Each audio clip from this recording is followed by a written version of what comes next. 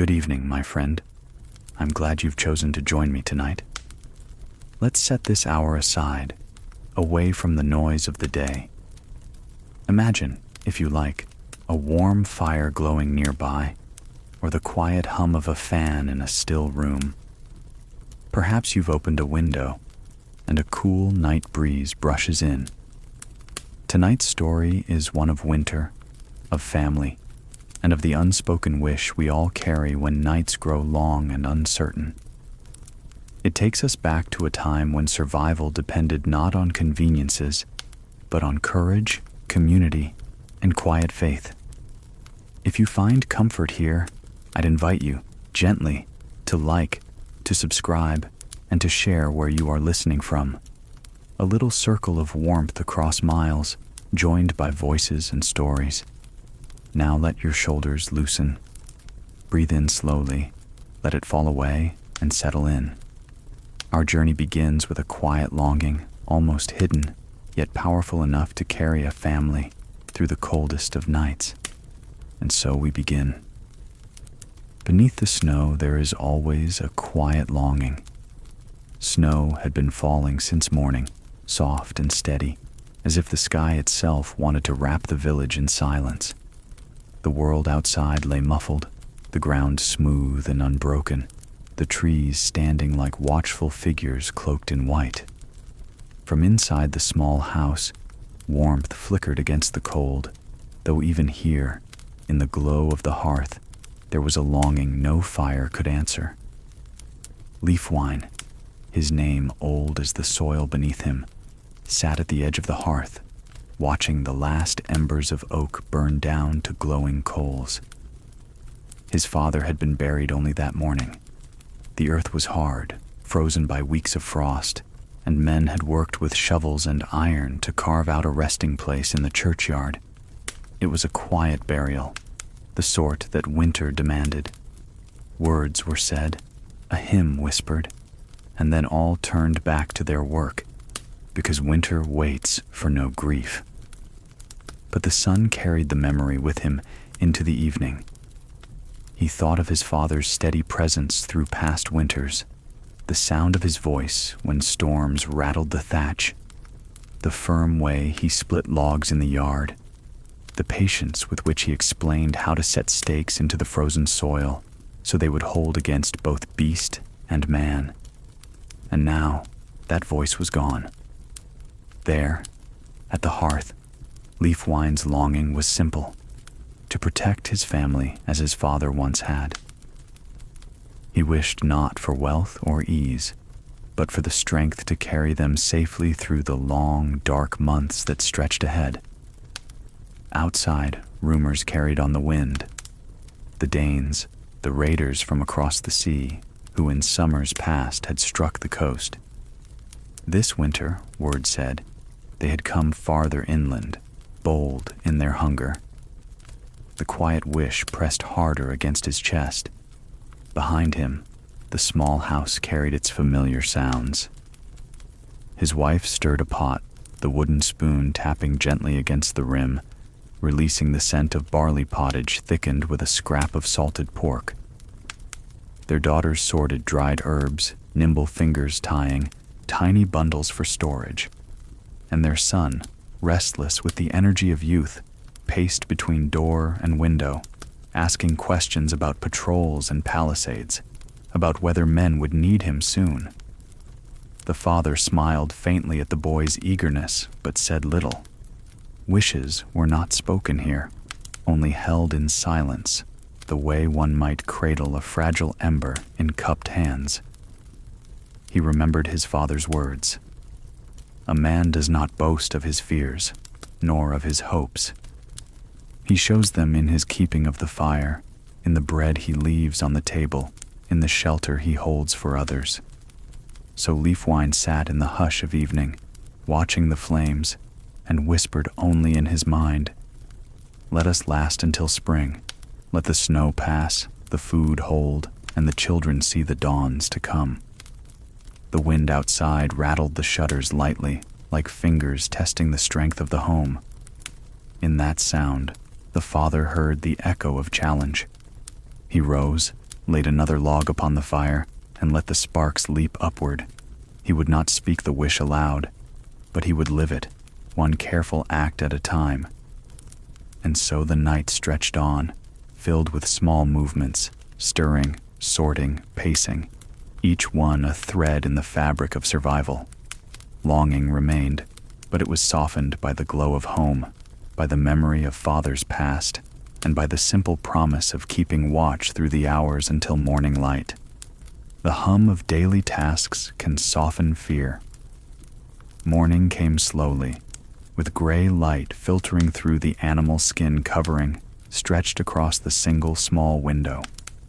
The house was still, except for the faint crackle of the fire, which had burned low in the night, but never gone out.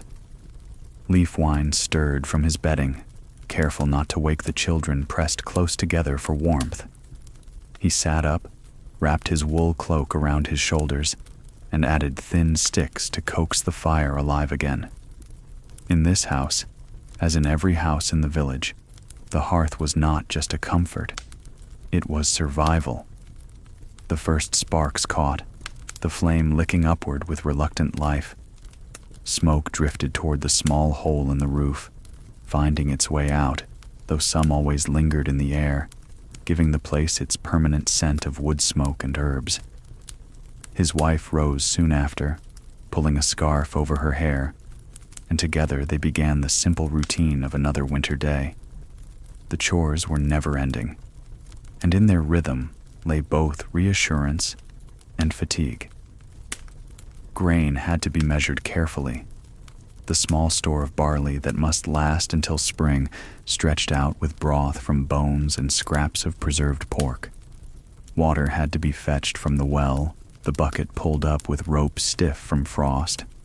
Wool had to be spun or carded, or at least sorted for future weaving.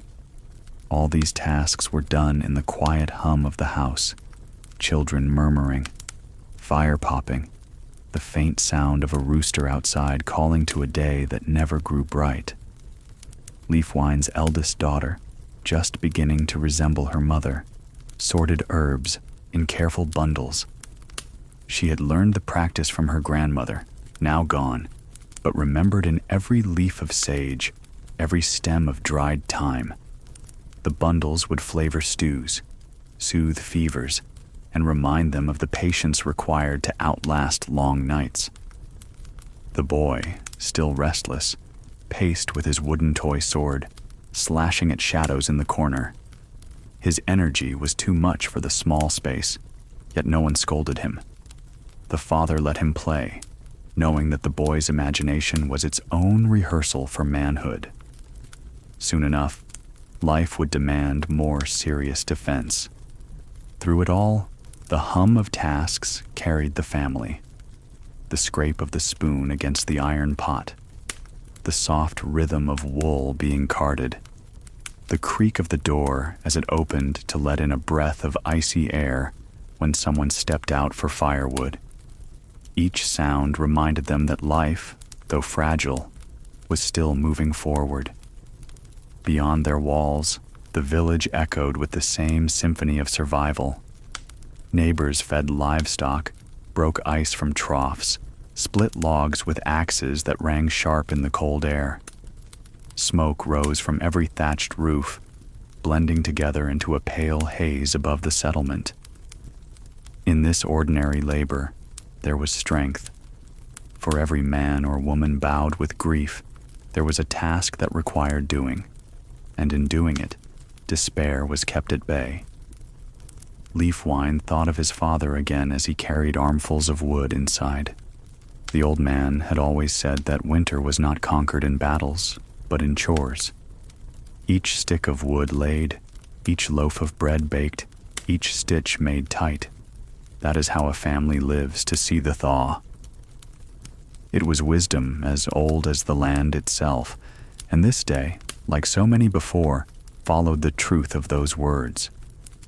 At midday, neighbors gathered briefly at the palisade, checking its strength. Leafwine went too, leaving his family by the hearth. Men pressed snow into the cracks at the base of the stakes, a small defense against wind, and perhaps against men. Egbert, his neighbor and friend, was there, leaning on a spear. He spoke softly about the rumors. Raiders seen not far away, perhaps only testing.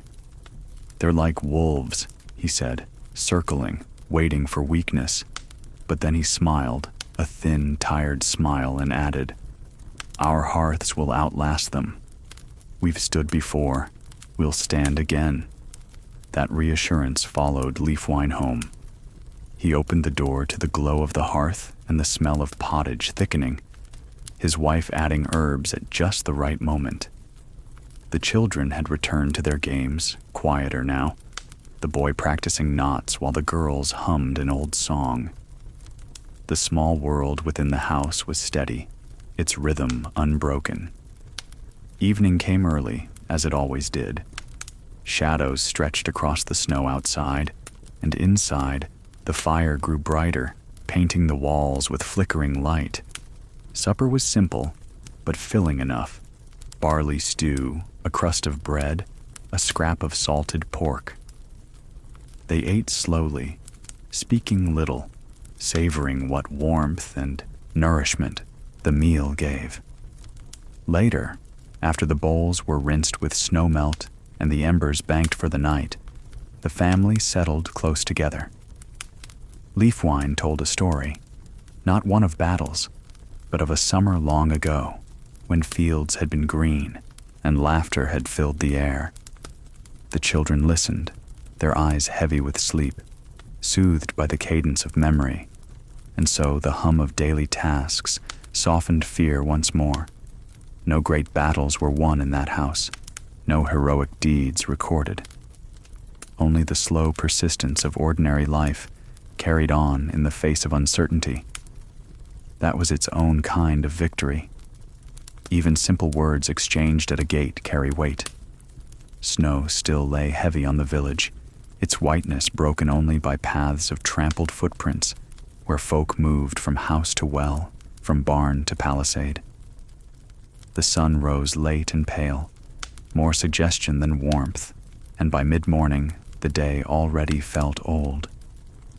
In such hours, conversation became as necessary as bread, though never carried on in loud voices. Too much sound in winter seemed to remind people of how silence could be broken by less welcome cries. Leafwine stepped out with a basket under his arm, intent on gathering more kindling from the pile stacked beneath the lean-to. The air bit at his cheeks, crisp and dry, but the simple act of stepping into the open cleared the fog of smoke and closeness that clung to every winter dwelling. Across the yard, he saw his neighbor, Rothmund, standing by his gate, adjusting a strap on his ox's harness. The beast snorted, sending a puff of white breath into the morning. Leafwine lifted a hand in greeting. "Cold keeps us honest," he said, his words soft but carrying. Rothmund nodded, pulling the strap tight. "And hungry, too." The bins feel emptier with each passing week. It was no complaint, merely a truth. Both men knew that listening ears did not need wailing to understand hardship. Leafwine joined him by the gate, resting the basket on the post. Together, they looked out over the snow-covered fields where nothing moved but a stray crow. "Any news?" Leafwine asked after a time. Rothmund shrugged, eyes narrowed against the pale glare. "Only whispers. Someone's cousin saw smoke by the northern woods. Could be hunters. Could be worse." He spat into the snow, where the spittle froze before it sank. "Folk like to speak of wolves this time of year, but I think men are the truer beasts." Leafwine thought of his son, sword in hand, pretending to fight shadows by the fire. He said nothing, only nodded. More footsteps approached, crunching over hard-packed snow. It was Egbert, the one all looked to for a steady word. His head was still bound with a strip of linen from some old injury, but his step was firm. He carried no spear today, only a small bundle of twigs, proof that even those who gave counsel did chores like everyone else. He greeted them with a lift of the chin. Well-kept gates, he remarked, brushing frost from his beard. A man should always be able to close what's behind him.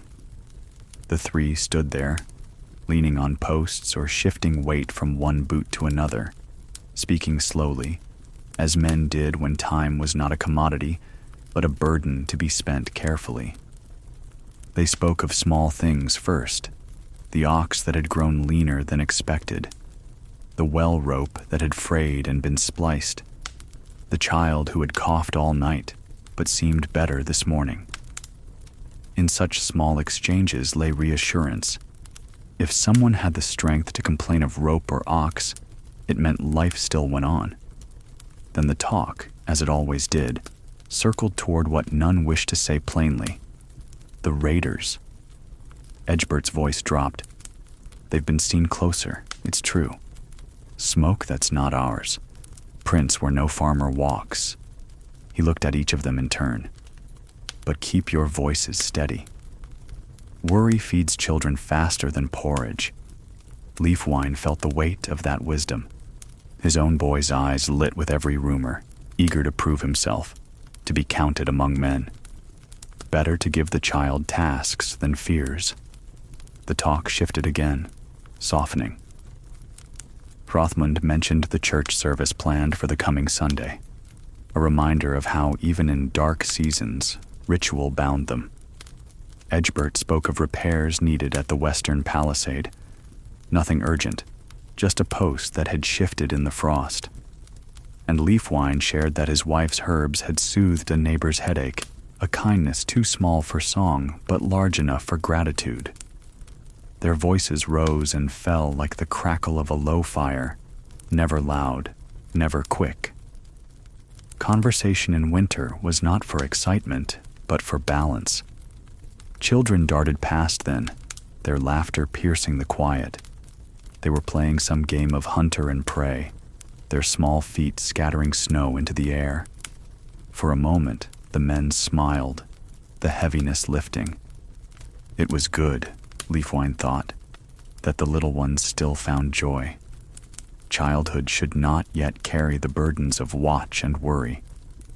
As the children disappeared behind a barn, the men returned to their stillness. A raven perched on the palisade, cocking its head as if it too listened. Edgebert shifted his bundle of twigs. We'll meet tonight, a handful of us, just to speak of watches. Quietly, the others nodded. No formal call was needed. A man who heard such words knew where and when.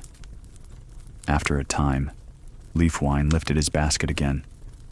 Best keep the fire alive, he said. Hrothmund clapped him on the shoulder. And the spirits too. So they parted, each to his home, carrying not just wood or twigs, but the faint strength drawn from words shared at a gate. Inside once more, Leafwine found the house much as he had left it. The children near the hearth, his wife bent over her spinning. Yet he carried with him the echo of his neighbors' voices, steadying, anchoring. Words exchanged in the cold had not filled his belly, but they had filled something just as necessary, the will to keep going. What we lack shapes every thought of tomorrow. The third day after the burial dawned, with skies the color of pewter. No sun broke through, only a dull, even gray, as though the heavens themselves were weary. The air held no storm, yet the cold sank deep, the kind that stiffened fingers within minutes and made even the heart feel sluggish. It was the sort of day when people did not speak of warmth, but only of endurance. Leafwine rose early, though his body longed to stay wrapped in blankets beside the steady heat of his family. He knew better. In winter, if one let weariness win even once, the chores would pile, the fire would falter, and the balance between survival and loss would tip. He checked the food store first. The small chamber dug into the ground at the back of the house was lined with stone, intended to hold the earth's cool steady through the seasons. Here, vegetables lay in baskets, turnips, a few onions, some carrots shriveled but still edible. A side of pork hung from a beam, salted months before, its fat hardened like candle wax. Jars of grain lined the shelf. He counted them slowly, lips moving with the numbers. Each measure was more than food. It was time. A jar of barley meant a week. A slab of pork meant another stretch of evenings with stew. But the sight filled him not with reassurance, but with quiet dread.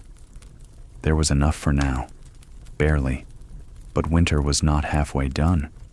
When he returned to the hearth, his wife was already boiling water, pouring it over a bundle of dried herbs for tea. The smell of mint rose faint and comforting. She looked up, her eyes meeting his. No words passed, but the truth lay between them.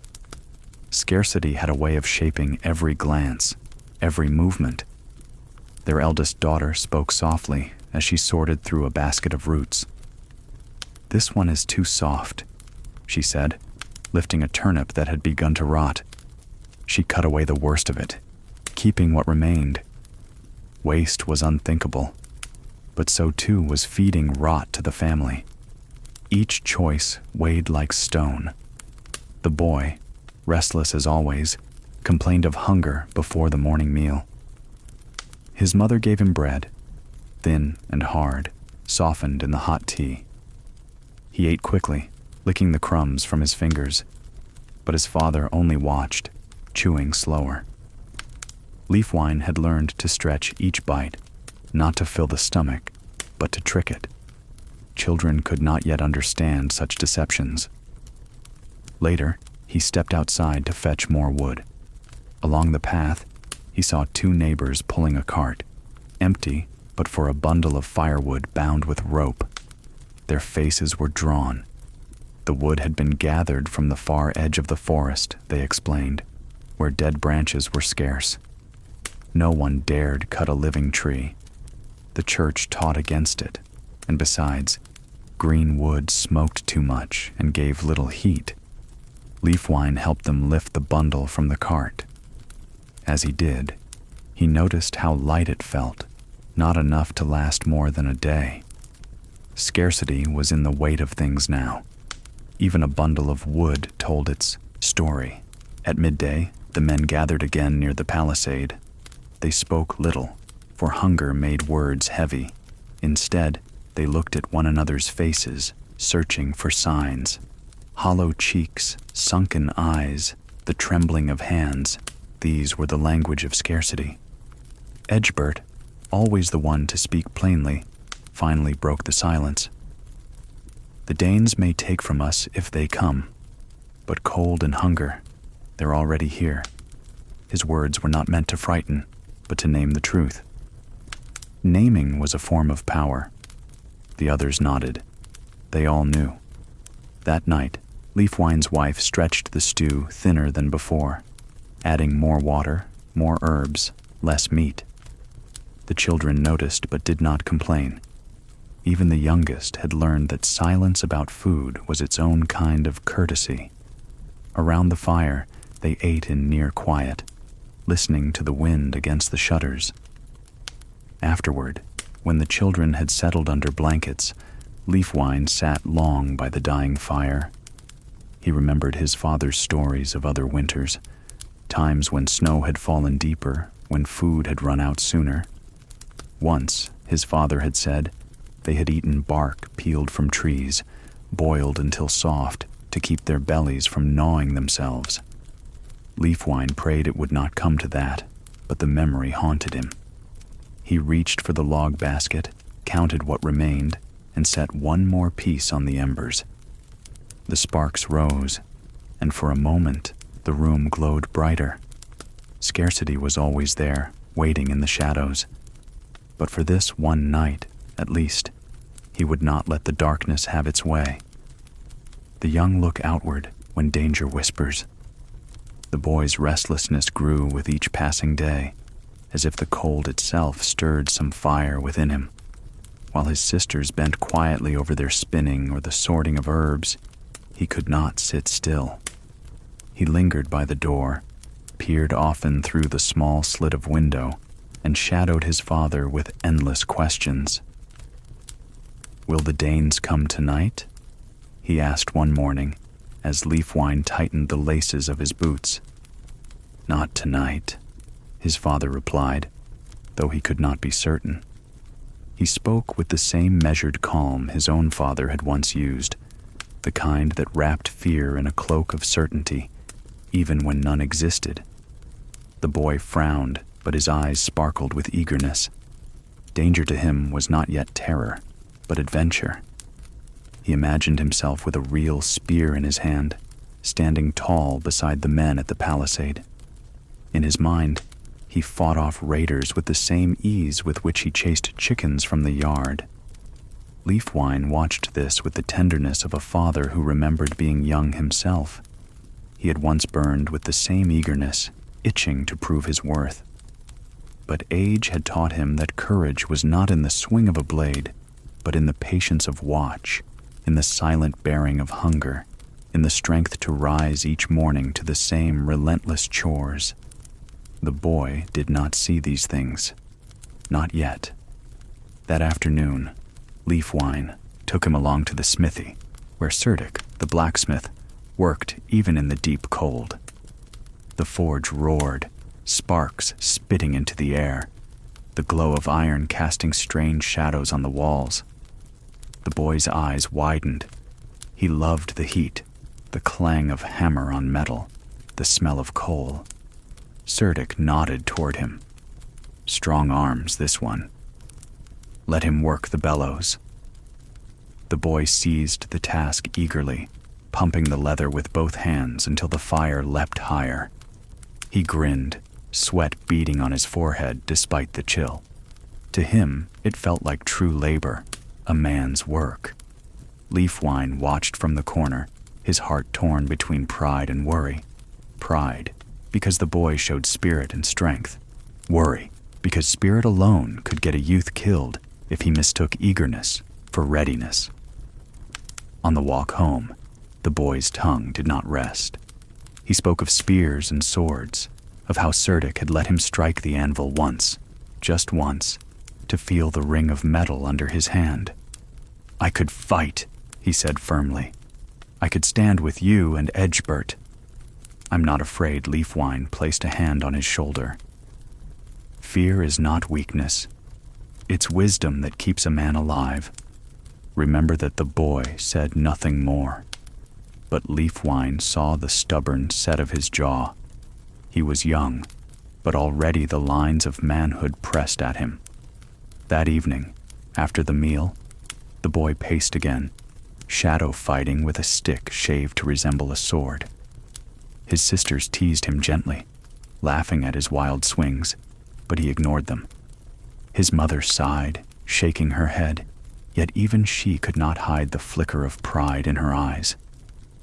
Every parent longed to see their child strong, even when strength carried its own dangers. Later, as the fire sank low, the boy settled beside his father. He leaned close, speaking softly so his sisters would not hear. "If they come, I'll help. I'll carry spears. I'll do whatever you ask. Just don't send me away." Leafwine looked into his son's eyes, wide and shining in the firelight. He thought of his father's words again. Every boy wants to be a man too soon. The trick is teaching him that being a man means waiting longer than he wishes. He placed his arm around the boy, pulling him close. "When the time comes, you will do what must be done. Until then, your place is here, keeping the fire alive, watching over your sisters, learning. That is no small task." The boy nodded reluctantly, though his body remained tense. When the house grew quiet and the children drifted to sleep, Leafwine lay awake longer, listening to the wind against the walls. He thought of his son's eagerness and of how quickly innocence could be lost. Tomorrow, perhaps, the boy would be asked to carry more than wood or water. And once he carried that burden, he would never be a child again. In times of trial, every hand has purpose. The house always smelled of smoke, wool, and herbs. In winter, these scents blended into something both comforting and wearying, the fragrance of necessity. Leafwine's wife moved through that space like one who knew every corner, every creak in the floor, every basket's weight. Her hands were seldom still. In the quiet between chores, she spun wool on the drop spindle, twisting fibers drawn from the carded fleece into a thread that would one day become cloth. The motion was patient, rhythmic, almost hypnotic. It had been her mother's art before her, and her grandmother's before that. Women's work, they called it, but here in the deep of winter, it was as much survival as splitting wood or standing guard. The daughters learned beside her, fingers awkward at first, but growing more sure. They spoke little as they worked, their voices reserved for small observations. This strand is too thick. The thread pulled uneven. These were corrections, not complaints, passed gently from mother to child. At the hearth, bundles of herbs dried from the autumn harvest hung from rafters, their shapes shadowy in the firelight. Sage, mint, thyme, yarrow, each held its own quiet power. When fever struck, when cough deepened, when wounds festered, it was to these herbs that women turned. Men carried spears. Women carried knowledge. Both could save a life. One evening, as snow fell silently outside, a knock came at the door. It was Hrothmund's wife, her face drawn, holding her youngest child bundled tightly in wool. The girl's skin burned with fever. Without hesitation, Leafwine's wife ushered them in, laying the child near the hearth. She took down bundles of dried leaves, ground them carefully, boiled water, and brewed a bitter tea. She whispered words of comfort as she worked, though the work itself was steady and practical. Leafwine watched quietly from his seat. He knew better than to interrupt. This was not his realm. Here, his wife's authority reigned. She pressed a damp cloth to the girl's forehead, coaxed her to drink small sips, and massaged her chest with a salve of mint and goose fat. Within an hour, the child's breathing eased. Her mother wept with relief, kissing her daughter's damp brow. When they left, Leafwine's wife returned to her spindle as though nothing remarkable had passed, but her hands, steady and sure, had bent sickness back, if only for a night. The children noticed too. The eldest daughter's eyes shone with pride. The younger one asked in a hushed voice if she would one day know which leaves to use. Yes, her mother said. You'll know, because you'll learn. That was all. No grand promise, just the certainty of practice. As days passed, women's hands stretched farther into roles once thought not theirs.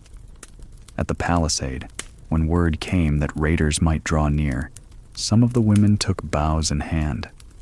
They had trained in secret before, their skill born of necessity rather than choice. A mother with a bow was not a rare sight now. Children too small to carry spears were carried on hips as arrows were, notched and drawn. Leafwine saw it one afternoon when he returned from hauling wood. His wife stood at the edge of the palisade, bow in hand, eyes narrowed against the snow glare. She loosed an arrow at a post set for practice, and it struck with a sharp thud. She did not smile, nor boast, only lowered the bow and reached for another arrow. The boy beside her stared in awe. His image of womanhood stretched and changed in that moment. That evening, as the family gathered again by the hearth, the boy spoke of it, unable to contain his wonder. Mother struck the post. Straight and true, his sisters nodded, not surprised. To them, the sight was natural, but to the boy, it was a revelation. His father placed a hand on his shoulder. Every hand has purpose. A bow does not ask whether it is drawn by man or woman. It only asks to be steady. The boy fell silent, chewing on the thought.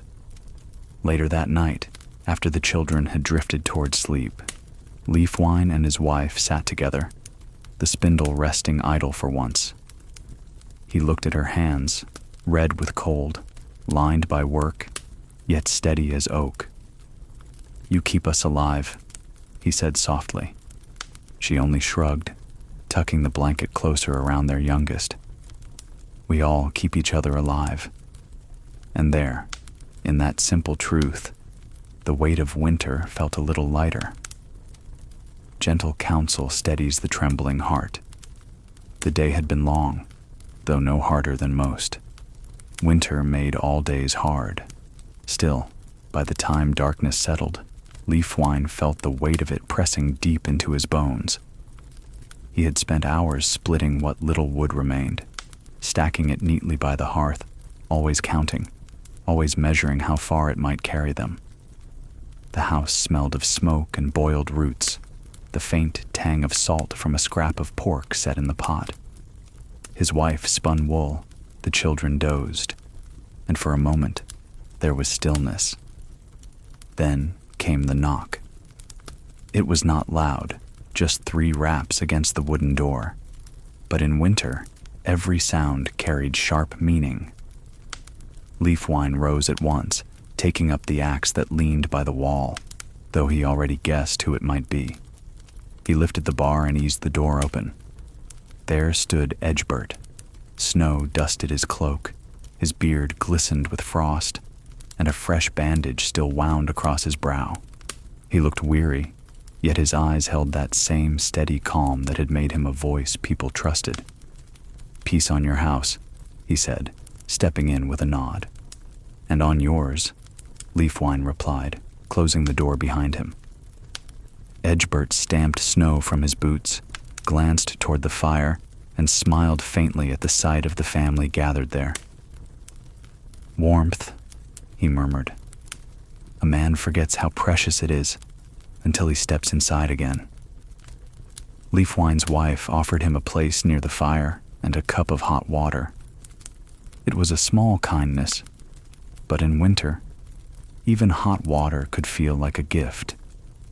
Edgebert accepted it with quiet gratitude, wrapping his hands around the cup to thaw his stiff fingers. For a time, they spoke only of small things: how the snow had drifted higher against the palisade, how the oxen had stamped restlessly in their stalls, how the children of the village still found ways to play, even with the cold nipping at their heels. These were the words neighbors shared to remind one another that life still carried on.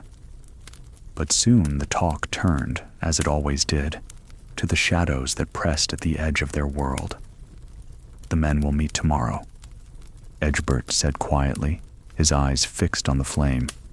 "We'll speak of watches, of where to stand guard, of what to do if smoke rises beyond the trees." He paused, sipped his water. "It is not fear that drives us, but preparation. Fear we keep to ourselves. Plans we share." Leafwine nodded. He understood. The younger men might boast, might sharpen their blades and speak of glory, but Edgebert's counsel carried weight because it was simple, grounded, without pride. The boy, unable to contain himself, blurted from his place by the hearth. "I can help. I can carry spears. I can stand watch." Edgebert turned his eyes on him, not unkindly.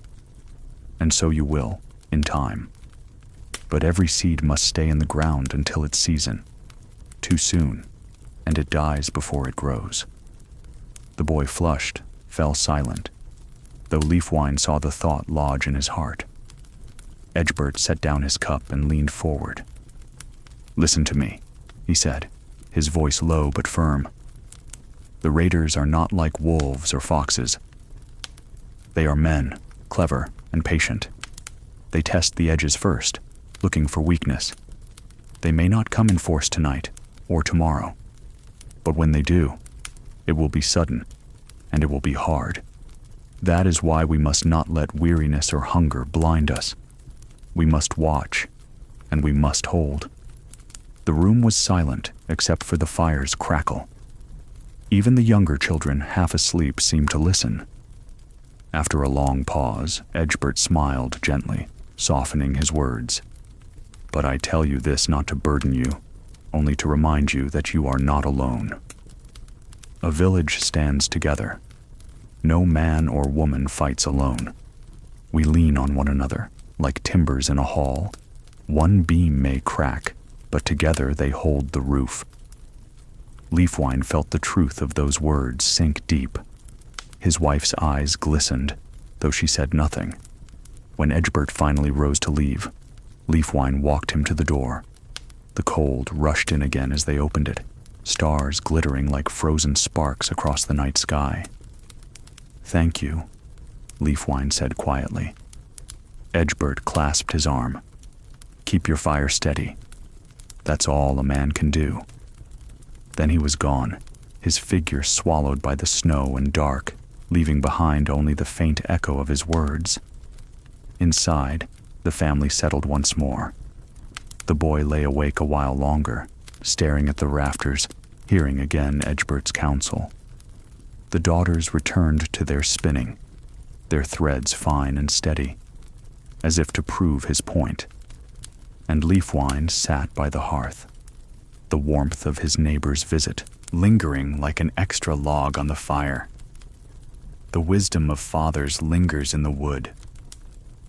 The morning arrived without color, a pale wash of light that could have been dawn or late afternoon. Winter does that, presses time flat until hours feel interchangeable, marked only by the quiet things you choose to do. Leafwine woke with a thought already formed in his mind, an old thought that returned each year as surely as frost. Remember the lessons.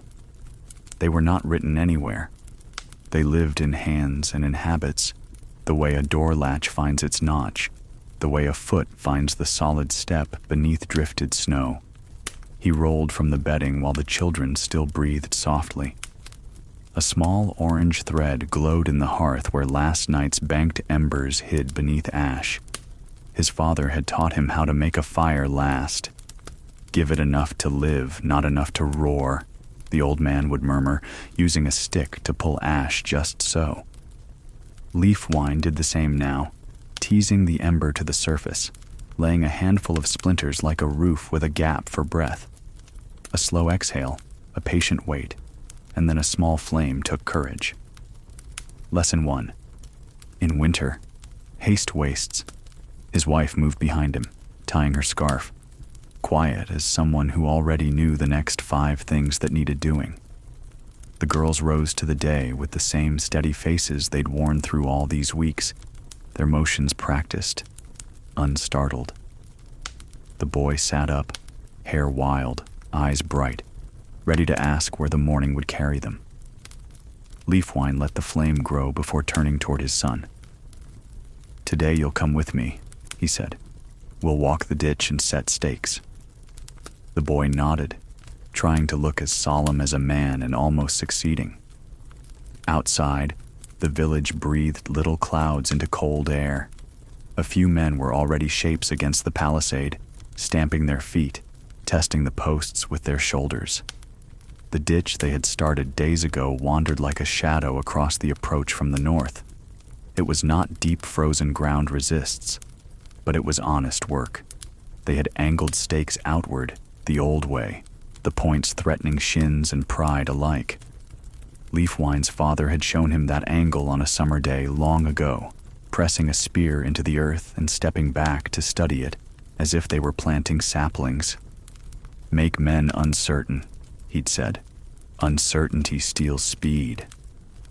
Leafwine and his son hauled a sledge of trimmed branches toward the line.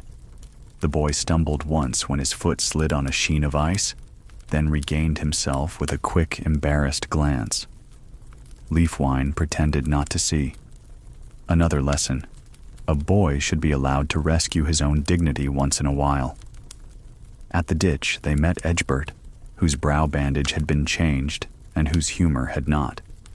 He greeted the boy first, which eased the youth's earnestness.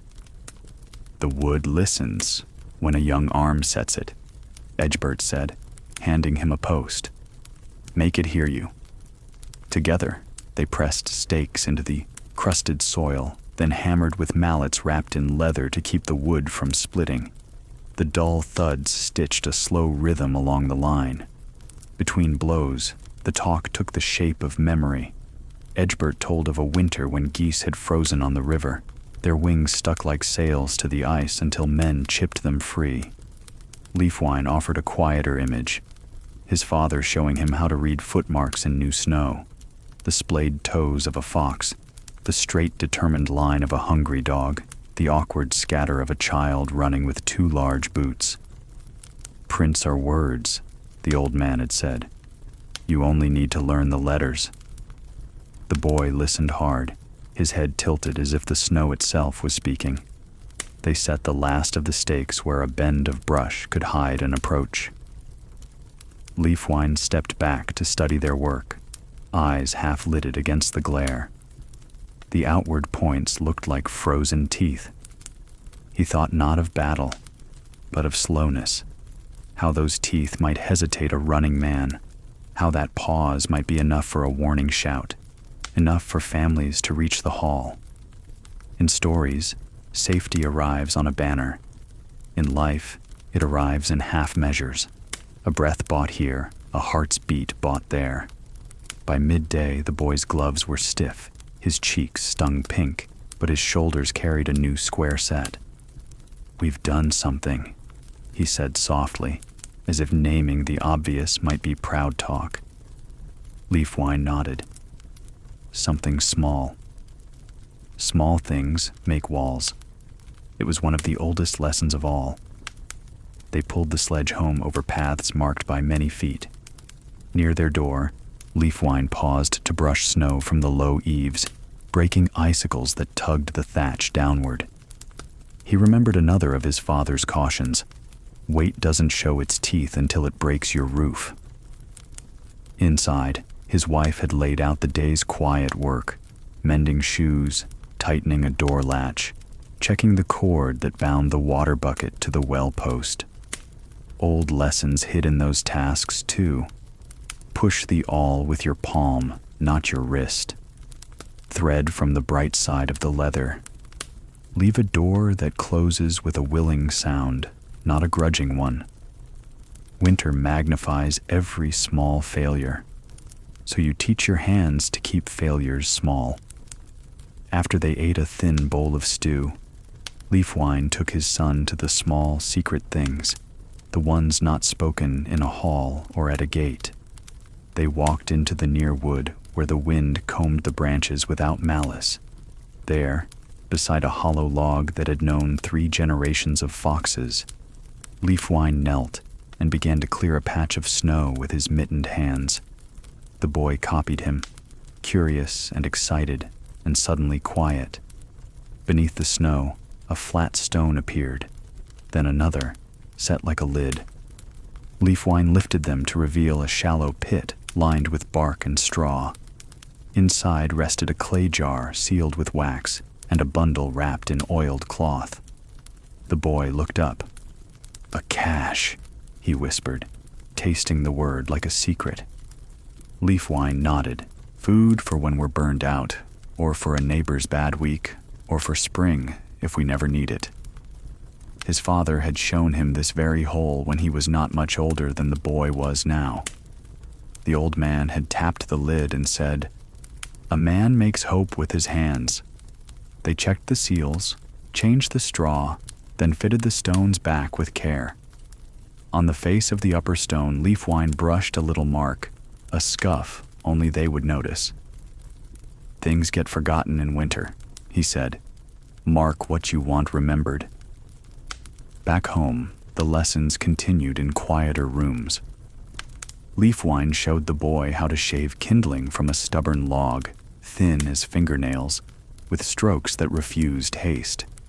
He taught him to set charcloth like a tiny sail to catch the spark, to cup his hands not over the flame but around it. An ember wants a room, not a ceiling. The boy's first 3 sparks died on arrival. The 4th flared, and growing a face of its own, licked the curled shavings. The boy laughed once, then clamped his mouth shut like a serious man. Leafwine pretended not to notice, but held the picture in his chest against a darker day. In the afternoon, when cloud pulled low over the roofs and the village folded into itself, a different memory rose, not dramatic, but stubborn. It was of his father sitting with a boot on his knee, replacing a broken lace with a braided cord, and saying, almost to himself, "Tie what you can tie." The old man had tied many things: bindings for wounds, stories to keep fear from wandering, bundles of reeds into mats that kept damp from reaching up through bedding. He had taught knots as if they were prayers: square for trust, clove for readiness, bowline for rescue. Leafwine took a coil of cord now and showed his son the bowline slowly, 3 times, until the boy's fingers knew their way without his eyes. In the evening, the women's lessons took the floor. The eldest daughter had unraveled a worn tunic to salvage its thread, and now wound it into a ball, the motion patient as tide. "Use what you have," her mother said, not as reprimand, but as blessing.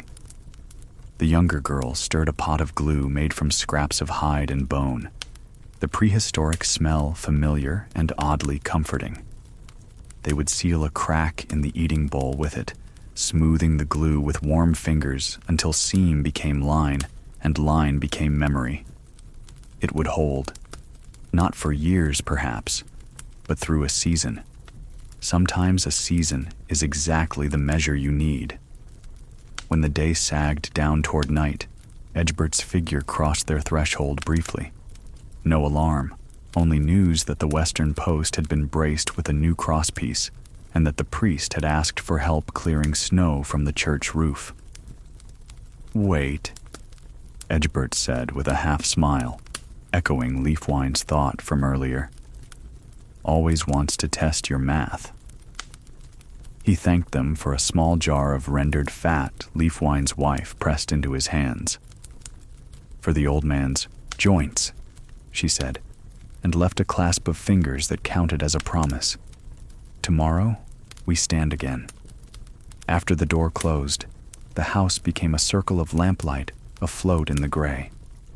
The boy sat with his father near the hearth, their shoulders touching, warmth shared like a secret. Leafwine told him the gentler stories from his father's store, the ones that spoke of small escape hatches, how men once carried hot stones in their sleeves during a long march to warm their fingers, how old women tucked tiny measures of salt into their hems so no child would ever taste a bowl without it, how the Roman road beyond the ridge kept straight, even when men wished for a bend, and sometimes straightness was the mercy because it brought you home sooner. The boy asked after a while, in a voice made sleepy by light and heat, "What is the most important lesson?" Leafwine thought for longer than he usually let silence sit. He saw his father's hands, the hollows at the base of the thumb where tools had made their home, and he heard the old man laugh at his own sore knees. "To stay," Leafwine said at last. "To stay when it's dull, to stay when it's hard, to stay with work that feels small. The winter wants you to hurry and to give up. We do neither." Later still, when the children had been tucked and the last of the day's chores retired to tomorrow, Leafwine and his wife stood at the door and listened. Snowflies make hardly any sound.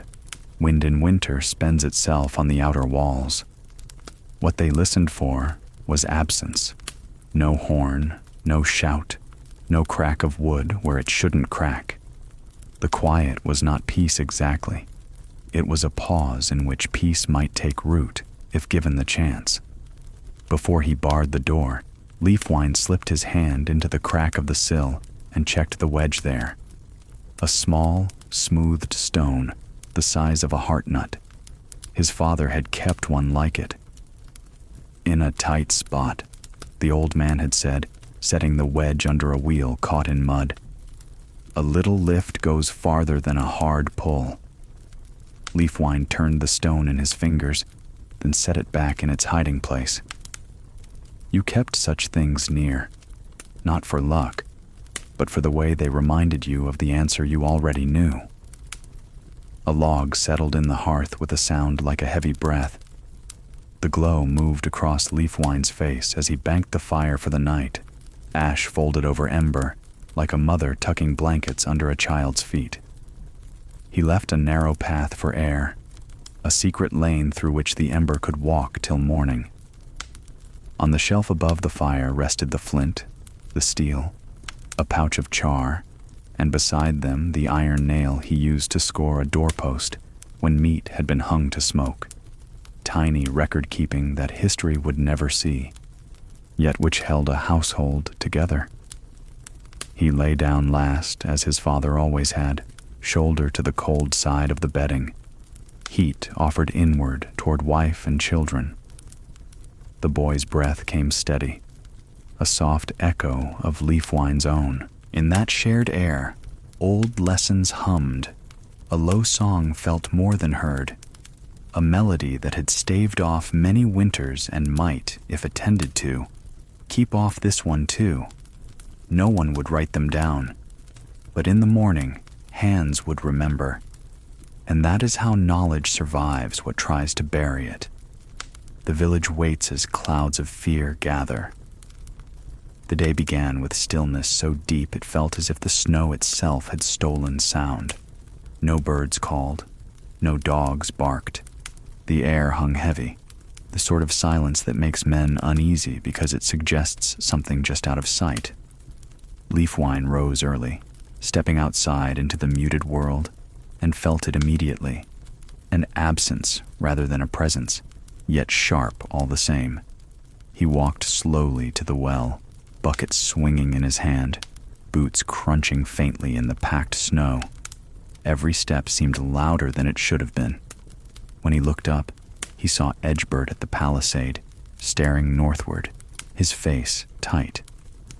They exchanged no words at first, only a glance that carried the same thought. Something waits beyond our eyes. By mid-morning, the whispers had already traveled through the village. Smoke had been seen along the tree line, too thin and too steady for a hunter's fire. Some said it was just charcoal burners. Others shook their heads. Raiders testing distance, they murmured. The talk was quiet but insistent, moving from one doorway to the next, from the smithy to the hall, from the women grinding grain to the old men tending goats. It spread without shouting, without alarm, like a shadow lengthening across snow. Leafwine felt the weight of it in his own house. His wife, though steady, set her herbs down more sharply than usual. The spindle clattered once against the floor, and she left it lying there longer than normal before she picked it up again. The daughters worked in silence, their eyes flicking now and then toward the window as though sight could pierce the distance.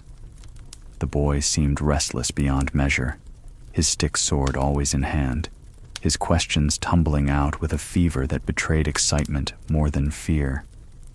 Will they come today? Would the palisade hold? Would the king's men come in time? Leafwine answered gently, the way a father must, with half-truths shaped into comfort. No one can say. The palisade is strong. The king's men are not far. He spoke steadily, though in his chest he carried the same uncertainty as everyone else. At the hall, a quiet council formed. The Then himself moved among the men, his face drawn but firm, reminding them to keep watch at all corners, to bank fires so smoke would not draw eyes from afar, to keep women and children near the center of the village as evening approached. No horn was sounded, no muster called. It was not yet the moment. but everyone felt the closeness of that moment hovering, ready to fall like snow from a weighted roof. The afternoon dragged with a slowness unique to waiting. Chores were done, but without rhythm. Hands moving more to occupy time than to meet need. A woman scraped a hide for tanning, though the leather was already thinned nearly to uselessness. Men fetched wood they did not yet burn. Children played more quietly, their games half-hearted, as if they too sensed that the world had hushed for listening. By dusk, torches were lit along the inner palisade. Their light cast long shadows across the snow, strange moving shapes that looked almost alive. Leafwine stood there with Edgebert, both leaning on spears, eyes fixed on the tree line. Nothing moved. Yet that was the trouble. Even the woods seemed to hold their breath. Edgebert muttered low, "They're testing us. They know we watch. So they wait, just out of reach." Leafwine said nothing. He only shifted his stance, pressing his boots deeper into the snow for steadiness. When he returned home, the house felt smaller than before, as if the very walls had pressed inward. His wife was at the hearth, her face warm in the glow, but her eyes betrayed the same unspoken tension. She pressed food into his hands, thin broth, a crust of bread. He ate without appetite, grateful only for the heat of it. That night, sleep was a poor visitor. Every creak of timber, every gust of wind at the shutters, every settling log in the fire seemed louder than it should have been. Leafwine lay awake listening to his family's breathing, his mind turning over the same thoughts like stones rubbed smooth. Would the raiders come at night? Would the horn sound? Would the morning bring peace or fire? Sometime past midnight, a dog barked on the far side of the village. It barked once, then twice more, then fell silent. The house seemed to stiffen around them, everyone awake at once, though no one spoke. They listened, hearts hammering in the dark, until finally the wind carried only emptiness again. Slowly the house eased back into uneasy rest. When dawn came at last, gray and cold, the village exhaled as though it had been holding breath all night. No attack had come, but the waiting had left its mark, invisible but heavy. Eyes looked more hollow, voices more strained. Waiting, they all knew now, was its own kind of battle. Sometimes the loudest breach begins in a whisper. It began as a small sound, the sort that slips through a room and is mistaken for the house stretching its old bones. Leafwine heard it first just before dawn, the faintest click, then a dry sigh, as if a beam somewhere had remembered an old argument with the cold and decided to take it up again. He opened his eyes to ash glow and the curve of his wife's shoulder, to the soft weight of blankets that never seemed quite enough. The children breathed steadily, gathered like kittens under the shared furs. Nothing moved, and yet the sound had felt like a thread tugged loose. He eased himself up, the winter habit of quiet already in his limbs. At the hearth, the ember line still lived under its gray shawl. He lifted it gently with the flat of a stick and gave it breath. The thought arrived while the first small flame considered the day. Wood breaks differently in deep cold.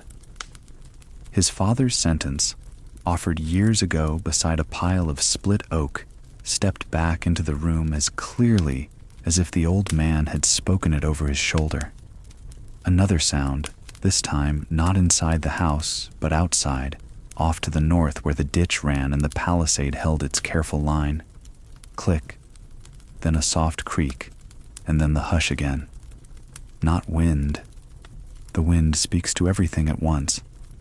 This seemed a single voice arguing with itself. He pulled on his cloak and boots, wrapped his scarf twice, and, after a nod to his wife that said back soon, slipped the bar and stepped into the dim. The world of early winter morning carried a weak light, enough to distinguish shape from shadow. His breath lifted, each exhale a white leaf that drifted and fell. The village lay quiet, roofs tinted with white, doors still shut, only a few ribbon threads of smoke showing who had risen early. At the palisade, the sound found its source. A vertical post near the bend, one of the older ones, its base sunk shallow because frost-hard earth had refused a deeper seat, had taken a new lean. Not much, an inch at most. But in a line of timbers, an inch is the beginning of a story with a bad end. The binding withies that lashed the horizontal rails had stiffened and loosened all at once, winter's trick of tightening the wrong things and relaxing the others. On the village side, where the snow drifted against the wall, weight pressed like a quiet hand. Leafwine put his palm to the timber and felt, not movement, but readiness to move. That almost electric sense wood carries when it is thinking about a decision. He stood as still as he could and listened. The post complained again, a long, low murmur in its throat. Beyond the ditch, the trees wore a dawn the color of pewter. Nothing human stirred. He walked quickly to Edgebert's door, the cold waking his feet even through the leather. 3 knock raps, the village code, not alarm, not gossip, work. Edgebert answered with his cloak already over his tunic, a smile that reached his eyes even at this hour. "I heard it too," he whispered, as if the timber might be offended by voices. "Thought it was my joints. Come on." They collected 2 more men from the houses nearest the bend, along with a coil of old rope, a mallet head, a fistful of wooden pegs kept for mending, and an axe with a handle as polished as a spoon. The boy met them halfway, hair still in night's tangle, boots laced crooked, face bright. He'd heard words spoken near the hearth, leaning post, bring pegs, and had arrived without asking. Leafwine looked at him, measured the hour and the cold and the steadiness of the lad's breath, then nodded once. "Carry the pegs. Count them out loud so we know how many we keep." At the wall, the tilt had grown bolder, as tilts do when no one scolds them. The top rail had lifted from its seat and now chewed at its lashings. Edgebert laid his ear to the timber and knocked with his knuckles. "Dry," he said. "Too dry." The cold's drunk its water. She wants to split. He did not talk to wood like a man to a friend. He talked about wood like a farmer about weather, respect in the eye and resignation in the shoulders. "What we need," Leafwine said, thinking of his father's hands, "is to take the weight off the thought. Give it another thought to have." He pointed to a good straight sapling half buried in the drift. "Strut." They worked without hurry, because hurry is another kind of break. The boy trotted back to fetch the spade, then trotted again for a short bar to lever the frozen crust. Edgebert cut the sapling free and trimmed its crown with strokes that were firm but kind. Another man with a broad back braced the post with his shoulder. "I'll be your wall till the wall remembers," while Leafwine shaved a flat on the sapling's end to seat against the post. "A strut wants a clean handshake," he murmured, mostly to the boy, whose eyes squinted to hold every detail. They set the sapling at an angle from ground to post, a second line beneath the first. Leafwine's mallet found the shaved end with a steady beat. Thud, thud, thud, the sound traveling up the post and along the rails, telling the whole fence about this new idea.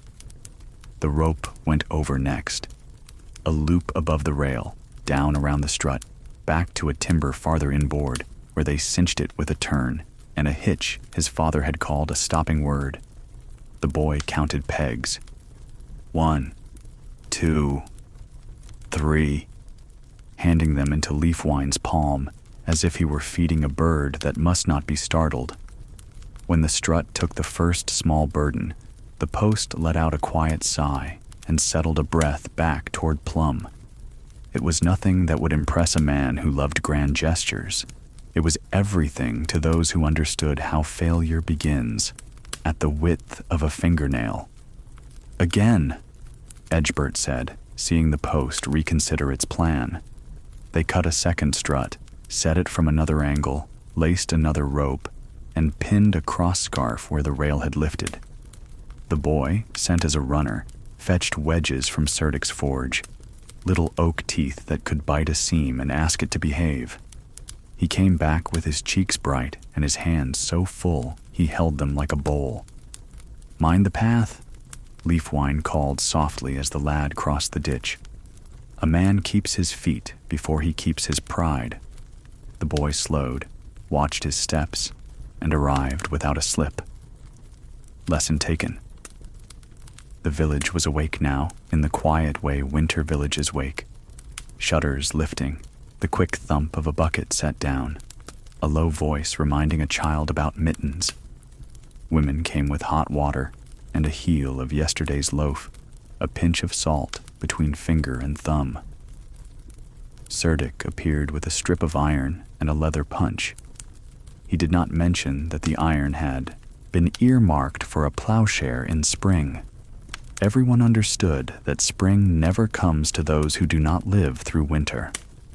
With the struts in place and the lashings retensioned, Leafwine and Edgebert stood back and watched. Watching is also a tool. A post will tell you how your work was received if you give it a minute to decide what it thinks of you. The palisade creaked once, considered, and then grew quiet. The new thrum of the line, its old hum with a fresh note, pleased Leafwine's ear the way a well-tuned string pleases a singer. "Good," he said. "Now we listen." They left 2 men on brief watch and walked the fence in both directions, not to find disaster, but to notice impatience, the small bristle of a split at the mortise, a withy gone brittle, a nail that had forgotten its job. At a low spot where the ditch gathered the drift, they trimmed the snow back, so its inward-leaning weight would not become a partner in treachery. The boy dragged the sledge of chippings and frost-stiff brush, and the sound of it, a gentle rasp over hard crust, felt like a broom in a quiet church after service. Back at the bend, the post held. It did not stand proud like a soldier. It was winter wood, and winter wood always looks a little apologetic, but it had stopped thinking about falling. Leafwine put his palm to it one last time and felt, under the cold, the plain working confidence he'd hoped for. "That's enough," he said. "Old men know that enough is the exact measure that saves you. More than enough is the waste you'll wish back later." The Thane arrived then, breath fogging, boots heavy with rime, the dusk of a beard rimmed with hoarfrost. His eyes ran along the repair with a craftsman's frown. He was a man used to judging horses, men, timber, the 3 materials a small lord spends his life measuring. "Will it hold?" he asked without flourish. "It will hold," Edgebert answered, "until it forgets why, and we remind it again." It was the sort of line that would have drawn a laugh on a fair day. On this day it drew a nod. The Thane looked to the boy. "You were the runner?" The lad swallowed and lifted his chin. "Good," the Thane said. "Feet that learn the path in light can find it in dark." He reached into his pouch and pressed something small into the boy's mitten. A little iron hook, Serdik's work, useful for catching a pot by its bail when the fire is high. A token, nothing more, everything more. By noon, the palisade's murmurs had been replaced by the ordinary noises of a defended place. The soft clap of a bowstring from the practice post, the slow friction of rope against wood, the indistinct tuned hum of men working with their mouths mostly closed. The women, back at hearths, spoke of the leaning post, as if it had been an unruly child who'd been gently set back in his chair. Children with good ears took the story into their games and played at bracing one another with sticks and string, until a mother called a halt before someone's eye learned a needless lesson. Leafwine ate his noon in the lee of the wall. Bread softened in hot water. A lick of rendered fat for courage. A pinch of salt because life asks for it. The boy sat beside him with the quiet of honest tiredness on his face. They shared the cup, the steam rising between them like a small curtain that made a private room. "You counted 10 pegs," Leafwine said. "How many did we use?" The boy's eyes lifted to the line of repairs and moved along it, not with fingers, but with the new measure in his head. 7, he said, "and 1 wedge." Leafwine smiled. "Then 3 pegs are hope."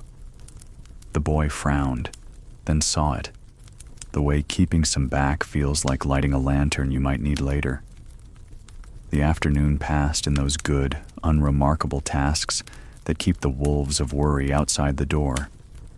They added a cross brace 2 posts down for company, trimmed a snag that wanted to invite a climbing hand, and tamped snow away from 3 more bases that would have rotted given the chance. Before they left the fence, they made a mark, a little notch with the back of a knife, at the foot of the problem post. Not a scar of shame, not a boast, just a reminder where to look first after the next storm. When Leafwine turned homeward at last, the sky had settled into that pearl color so particular to certain winter evenings, neither bright nor dark, but with a softness that asks you to speak quietly. The village, with smoke rising in straight lines, looked almost content. He opened his door and stepped into a wash of warmth that surprised him with its gentleness. His wife had been brewing a thin soup of onions and barley, and the small sweetness of it came up like a hand to his face. "How bad?" she asked, the question of winter in every house. "Not bad yet," he answered, the answer of winter in every house. We gave the wall another idea of itself. The daughters were carding wool, their hands moving in rhythm that matched the rise and fall of the soup's gentle bubble. The boy, who had kept his pride unspoken all afternoon, let himself grin now, which let the room grin back. He took from his mitten the iron hook and laid it on the shelf with a deliberate care that made it, for the moment, something like a relic. When evening deepened and the soup was gone and the bowl's crack had not grown, Leafwine sat with the boy at the hearth and showed him, with a stick and a bare square of dirt, the geometry of bracing. How a triangle refuses to wobble, how a line leans unless asked not to, how 2 angles can hold one another honest. He drew nothing that would have impressed a monk. He drew enough to give a boy's hand a map. Outside, the repaired post stood, not proud, but reconciled. If raiders came that night, if shadows loosened from the trees and tried the ditch and the outward points, they would find the wall ready to answer slowly, steadily, with the deep stubbornness of wood that has been spoken to with respect. Perhaps no one would notice that voice in the noise of men and iron, but Leafwine would know. He would feel it under his palm in the moment before fear tried to take the fingers from his hand. The day ended with the house listening as houses do, boards settling, bucket cooling, spoon laid down on the shelf. The boy, flush fading from his cheeks, fell asleep with his hand curved unconsciously, as if still holding a peg. Leafwine banked the fire for the night and did not linger over it. Some evenings ask for speeches. This one asked for gratitude too small for words, the kind that sits behind the heart and keeps it company. He lay down last, shoulder to cold, warmth offered inward. Before his eyes closed, he saw, as clearly as the ember line under ash, his father's palm on a different post in a different winter, and heard the old man say a sentence that would carry him for the rest of his days. When timber thinks of breaking, give it a reason to stay. Morning would bring new work. The wall would need checking again. Struts age, rope relaxes, pegs remember trees, and wish to grow soft. But tonight, the line held, and because it held, everything behind it, the soup pot, the spindle, the iron hook, the little sleeping hand, could continue their quiet business of living. A father's voice carries further than fear. It was in the hour just before dawn, when dreams cling stubbornly and embers hesitate to brighten, that the horn came. Not the warning horn of the king's ferd, nor the cheerful cry of a shepherd. This was the rough bark of alarm, blasted once, then again, then held until the wood of the instrument seemed to groan with it. The sound found every house at once. It rolled along rafters, poured through shutters, and made hearts rise into throats. Leafwine was already rising, his feet seeking boots even before his mind caught the meaning. He had half expected this, half dreaded it, and his body moved with the slow surety of a man whose muscles had rehearsed the answer in sleep. His wife pulled blankets closer around the children, her eyes catching his for a single moment. No words, only that shared language of long marriage that meant go. Outside, snow had fallen again, soft and deep, erasing yesterday's paths. Men burst from doors like sparks, axes in hand, spears grabbed from corners, cloaks thrown hastily over nightshirts. Voices called names, then fell quickly into the hush of urgency. Above it all, the horn brayed again, 3 notes long, then broke off. At the palisade, the truth revealed itself, figures moving in the gray half-light, shapes flowing out from the tree line like ink dropped into water. Raiders, not probing this time, not smoke in the distance, but men in numbers. Their steps pressed the snow flat, their torches hissed, their shields caught the faint glimmer of dawn. Edgebert met Leafwine at the bend, his brow still bandaged, his eyes fierce. "Hold," he said simply. "We hold until we can't." Leafwine gripped his axe tighter, the cut in his arm from earlier days twinging with memory. He placed himself by the strut they had braced just days before. If it fell, he would fall with it. Around him, the line stiffened. Women took their places with bows, old men with pitchforks, youths with little more than courage. The boy, his boy, was nowhere to be seen, thank heaven, safe with his mother. Leafwine forced that certainty into himself like a nail driven home. The first clash came quick. Raiders tested the ditch, leaping, stumbling, pressing against the outward angled stakes. Arrows sang, striking shields with a dull thock, some finding flesh. A man went down screaming, his blood steaming against snow. Others pressed harder, climbing, hacking with axes at the timber. The palisade shook with each blow. Leafwine swung at the hands that grasped the top rail. His axe bit wood, then flesh. He heard the cry but did not look down. Another head appeared, then another. Edgebert's spear found one, shoving him backward into the ditch. Men grunted, wood cracked, the smell of sweat and fear mingled even in the cold air. Then a voice pierced it all. "Father!" Leafwine froze, his blood gone to ice in an instant. He turned, and there, against all hope and sense, was his son, running across the open space between hall and palisade. In his arms he carried bundles of spears, meant for the defenders. His face was pale, but his jaw set with determination. "Get back!" Leafwine roared, the words torn from the bottom of his chest. For one heartbeat, the boy faltered, but then he came on, ducking as a thrown spear hissed past. At that very moment, the timber they had shored with struts gave its protest, loud, splintering, furious. A portion of the palisade cracked inward. Raiders poured through, shouting in their foreign tongue, their breath white, their blades catching light. Leafwine saw it all in pieces, his son's eyes wide with terror, the raised spear of a Dane sighting that small figure, the press of enemies flooding through the breach. Time thickened. He let his axe swing in a desperate arc, cleaving one man from his path, and hurled himself forward. His voice came again, not words now, but a roar, the kind that comes from a man stripped to the core. "Down!"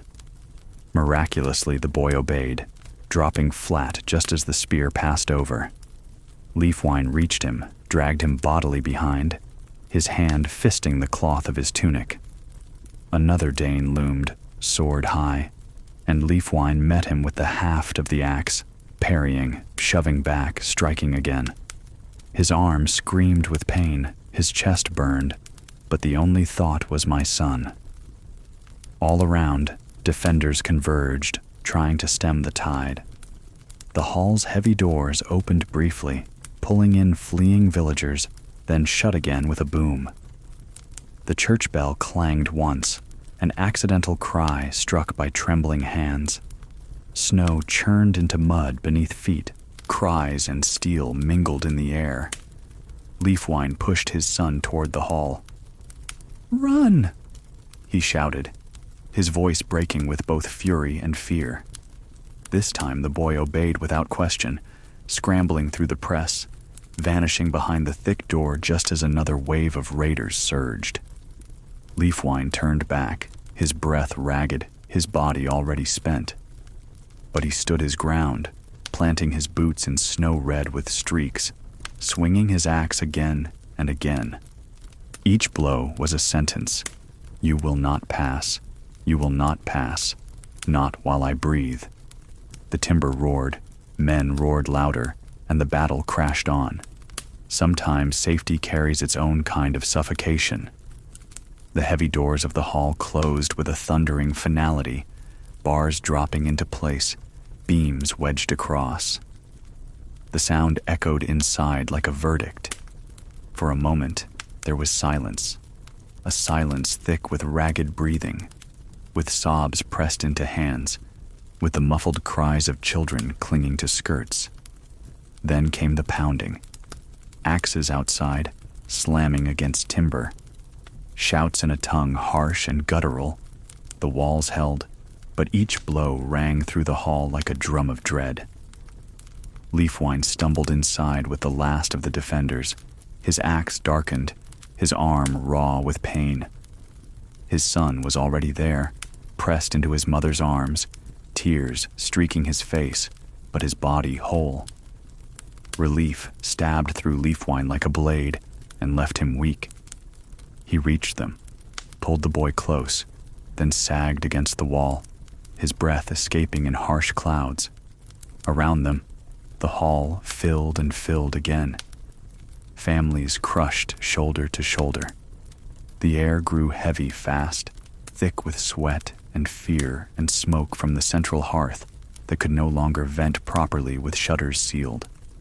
Someone fed a log to the fire, and smoke rolled low across the rafters, making throats itch, eyes sting. Mothers tried to hush babies, rocking them, whispering lullabies that quavered. The old pressed rosary beads or muttered the names of saints. And all the while the steady pounding outside reminded them, the walls are only wood. The Then walked among them, his voice calm though his face was ash gray. "Hold," he said. "The timbers are thick. They'll not break quickly. Smoke rises, but it takes time. If the king's men are near, they'll see the haze." He said this to give hope, but no one missed the doubt that shadowed his words. Leafwine's wife busied herself with the small things she could control. She unwound her bundle of herbs, pressed yarrow into the palm of a wounded man, bound a boy's bleeding scalp with cloth torn from her own shawl. She set her daughters to hold water skins near the hearth, to offer sips to children coughing. Work with your hands, she told them softly, and the heart won't drown. The pounding outside paused. Then came a new sound, the crackle of flames. Raiders were piling brush against the hall's outer walls, setting fire. Through the tiny gaps between timbers, orange light flickered. The smell of burning pitch wafted in, bitter and choking. Panic rose like a wave. A woman screamed. Someone shouted to break out, to run for the woods. Another grabbed his arm, hissing that outside was worse. Arguments flared, then died in sobs. Leafwine pulled his family closer. His son's small hands trembled against his sleeve. "We'll stay," he said firmly, his voice cutting the rising noise. "The hall will hold longer than our feet would." His wife met his eyes and nodded. The boy, swallowing hard, buried his face against his mother's shoulder. Time thickened. Smoke seeped through every crack, curling under the door, drifting down from the rafters. Children coughed. Old men's eyes watered. The central hearth's fire, once comfort, now felt like a cruel joke, another mouth demanding air. Leafwine thought of his father's burial, only days past, how he had lain in peace under cold soil while the living fought for breath in stifling dark. And yet, even here, life continued its stubborn work. A baby nursed. An old woman hummed a broken lullaby. Edgebert, his head wrapped, sat with his spear across his knees, muttering half-remembered psalms. Leafwine's wife pressed cool cloths to her daughters' faces. In the press of humanity, small mercies moved like invisible threads, binding fear to endurance. Then, faint and far, came a sound that changed everything. A horn, not the raiders' harsh blast, but a long, rolling call carried on the wind. Another answered it, and then another. Murmurs spread like sparks. The Ferd, the king's men, they are near. Raiders' shouts outside changed pitch, alarm piercing through their bravado. The pounding on the doors lessened. Feet pounded instead toward the edges of the village. Inside, no one dared yet rejoice. Smoke still thickened. Flames still licked the outer walls. But hope had entered with the sound of those horns, and even the youngest children stilled for a moment, sensing it. Leafwine held his family tight, whispering low so only they heard. "Hold on. Just hold. Dawn will hear us." Sometimes hope arrives on the wind, before we see it with our eyes. At first, it was only a sound, the kind of sound that rides the edges of awareness, uncertain whether it belongs to the world outside or the imagination inside. A horn, long and low, rolled across the valley. It came muffled by walls and smoke, yet unmistakable. Not the short, sharp bark of raiders calling to one another, but the stretched note of a war horn crafted to reach miles, to tell villages that the king's men were moving. Inside the hall, the villagers lifted their heads as one. Mothers paused in their rocking. Men stopped their murmurs. Even the children, too young to know one horn from another, felt the change in the air. It was as if the note had struck some chord of bone memory, reminding them that armies still walked the earth, that not all the world was darkness. Then came another horn, from a different distance, answering the first, and another, closer still. Each call layered on the last until the very timbers of the hall seemed to vibrate with it. Smoke thickened in the rafters, but hope rose thicker still. Outside, the raiders' shouts changed. Where moments before they had been confident, laughing in their harsh tongue as they piled brushwood, now their voices carried a different edge. Urgency, surprise, even fear. The pounding of axes against the hall ceased. In its place came hurried footfalls, men racing to meet a threat they had not expected. Leafwine tightened his grip around his son's shoulder. "Listen," he whispered, though the boy hardly needed the reminder.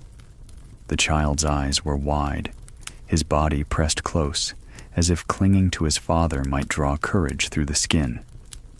The thing's voice cut through the smoky gloom. "Stay inside," he commanded. "They'll come. Hold till they come." His face was streaked with soot, his hair damp with sweat, but his voice bore the weight of command. No one argued.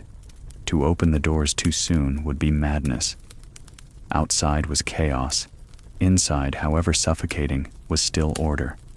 The minutes dragged like hours. Smoke curled through gaps in the timbers, stinging eyes and throats. Somewhere a child retched. The fire in the central hearth had been smothered with sand, but the room still breathed heat and haze. In the dark, Leafwine found his wife's hand and held it, wordless. She squeezed once, steady. Then, through the boards of the wall, came a new sound, the clash of iron on iron, the deep thud of hooves pounding frozen earth, the cries of men locked in struggle.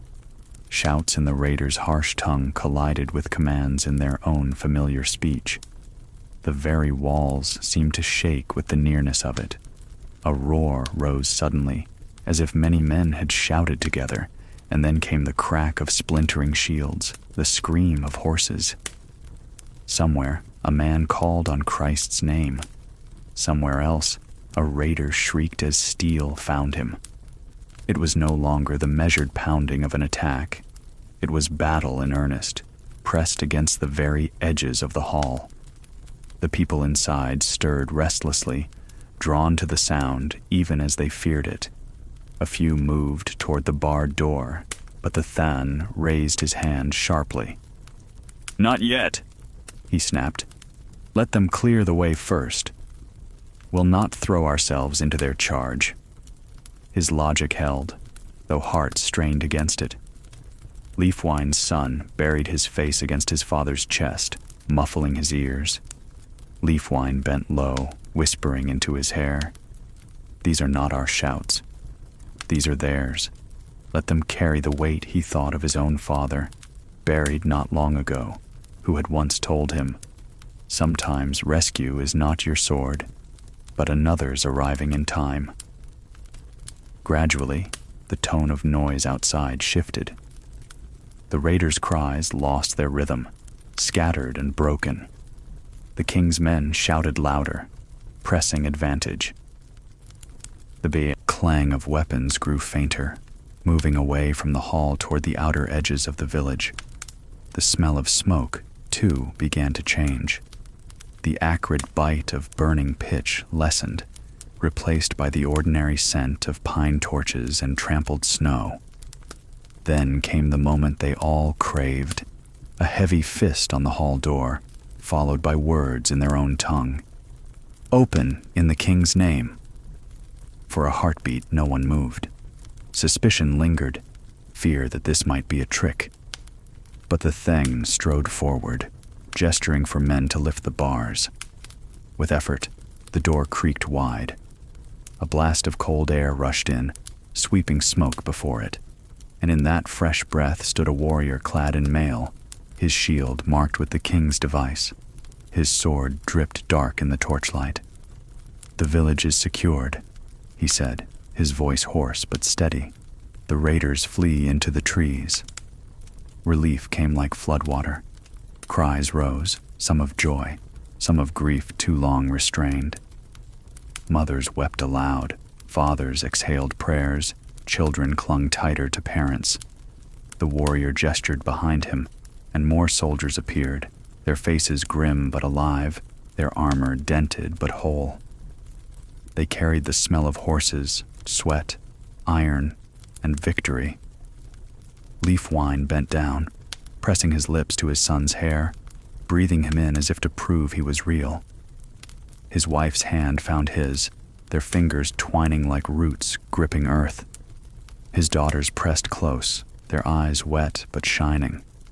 They stepped outside together into the night air, smoke stinging still but stars sharp above. Snow lay churned and stained, torches lit paths among the wreckage. King's men moved with practiced efficiency, gathering the wounded, binding prisoners too injured to flee.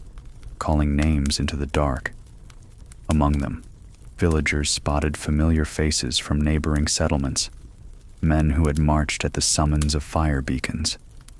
They clasped arms, exchanged ragged smiles. The raiders were gone, but their mark remained. Broken timbers, scattered weapons, the still bodies of those who would not rise. Yet alongside grief, another feeling swelled, wonder that they had survived, that the horns had truly come in time. Leafwine looked to his children. "Remember this sound," he said softly, as horns still echoed faintly in the distance. "Hope can ride on air before it walks through the door." Dawn showed both ruin and the fragile gift of survival. The night's noise had left its mark on every soul, but when the first gray light crept across the snow, a hush deeper than any battle fell. Dawn revealed what darkness had hidden: the shape of ruin, the silence of bodies, the fragile outline of survival. Leafwine stepped outside with his family close behind. The hall's great door, unbarred now, gaped like the mouth of a giant that had swallowed fear and spat out smoke. The air was sharp, clean again, though threaded with the acrid scent of charred wood. Above, the sky spread pale and empty, a cold sheet stretched across the earth. The village looked both familiar and strange. Paths that yesterday had carried children at play were now rutted by hooves, darkened with spilled blood. The palisade leaned where the raiders had pressed hardest, its struts and ropes scarred but still holding. Torches lay half-burnt in the snow, their pitch ends smoking faintly. In the churned ground near the breach, weapons glinted, swords abandoned, shields splintered, a broken spear shaft pointing nowhere. Men of the king's fyrd moved through the settlement with calm purpose. They carried wounded comrades on makeshift stretchers, laid raiders' bodies in a heap beyond the outer ditch, gathered dropped arrows to return to quivers. Their discipline was like another kind of dawn, steady, unhurried, reminding villagers that order could rise even from chaos. Leafwine's son clung to his side, eyes darting from body to body. "So many," he whispered, as though the number itself might weigh him down. Leafwine knelt, bringing his gaze level with the boys. "Yes, but not us. Not your mother. Not your sisters. Remember both truths." His words were not meant to harden the child, but to teach him that survival is not a single note of triumph, but a chord. Relief twined with grief, joy wound with mourning. The Then gathered the people by the hall, his voice solemn. He read aloud the names of those who had fallen. 5 men, 1 woman. Each name hung in the air like a stone dropped into still water. Families wept quietly. Neighbors placed hands on shoulders. In the silence that followed, breath clouded upward like prayers. When the reading ended, Wolfgar, the broad-shouldered captain of the king's men, stepped forward. His mail was dulled with soot, his sword nicked from use, but his presence steadied the crowd. "The Danes flee north," he announced. "Many lie dead. The rest reached their ships in the night. They will not return soon." A murmur of relief spread, though it carried no cheer. Victory in winter was not celebration. It was simply the chance to endure another day. Wolfgar went on. "These were not summer raiders chasing plunder. They struck in winter, at the heart of your season, because they seek more than food. They seek land. Be wary. Keep watch. But know this, your village stood, and it stood well. Few small places can say as much." Pride flickered among the weary faces. They had not been destroyed. They had not been forgotten. Against professionals, they had held. That would matter, not only to their own hearts, but to neighboring settlements that would hear the tale. After the council broke, people drifted to their homes, guided by instinct, to see what still remained, to tend what still needed tending. Leafwine and his family walked the narrow track toward their own house. The children moved silently, too tired for chatter. His wife's eyes swept the roofs they passed, measuring damage with a glance, tallying repairs that would demand hands and time. Their house, when they reached it, stood as they had left it, untouched. The door still held, the shutters unbroken. Inside, the fire had died to gray dust, but the walls remembered warmth. Relief washed over them like a tide, quiet but immense. His wife dropped to her knees and touched the packed earth floor as if to thank it. The children began at once to move about with a kind of reverence, removing wet cloaks, setting blankets to air, stacking wood near the hearth. Even simple acts felt holy after the hall's choking dark. Leafwine went to the corner where their stores lay. He lifted the cover from the small chest that held dried peas, checked the rack where smoked meat still hung, ran his hand across the jar of barley. Everything was as it had been, scarce but intact. Enough, if guarded carefully, to see them into spring. He exhaled, the breath long and shaky. They relit the fire from the ember carried in a clay pot from the hall's communal blaze. His wife nursed it patiently, coaxing flame from kindling, feeding it until it caught. As the room brightened, the family gathered near, eyes reflecting orange. Even the smallest child smiled faintly, soot smudges on her cheeks. Through the open door, Leafwine saw neighbors doing the same. Thin smoke rose from houses, one by one, like signals of persistence. A roof patched, a window propped, a goat coaxed back to its pen. Survival reasserted itself, not with triumph, but with routine. Later that morning, Leafwine joined other men at the breach in the palisade. Together, they worked to mend what had cracked. Wulfgar's soldiers lent their strength, setting posts straight, driving wedges deep, showing tricks learned from other villages, how to lash timbers tighter with rawhide soaked in water, how to angle bracing to resist an axe's bite. The rhythm of tools striking wood steadied nerves frayed by the night.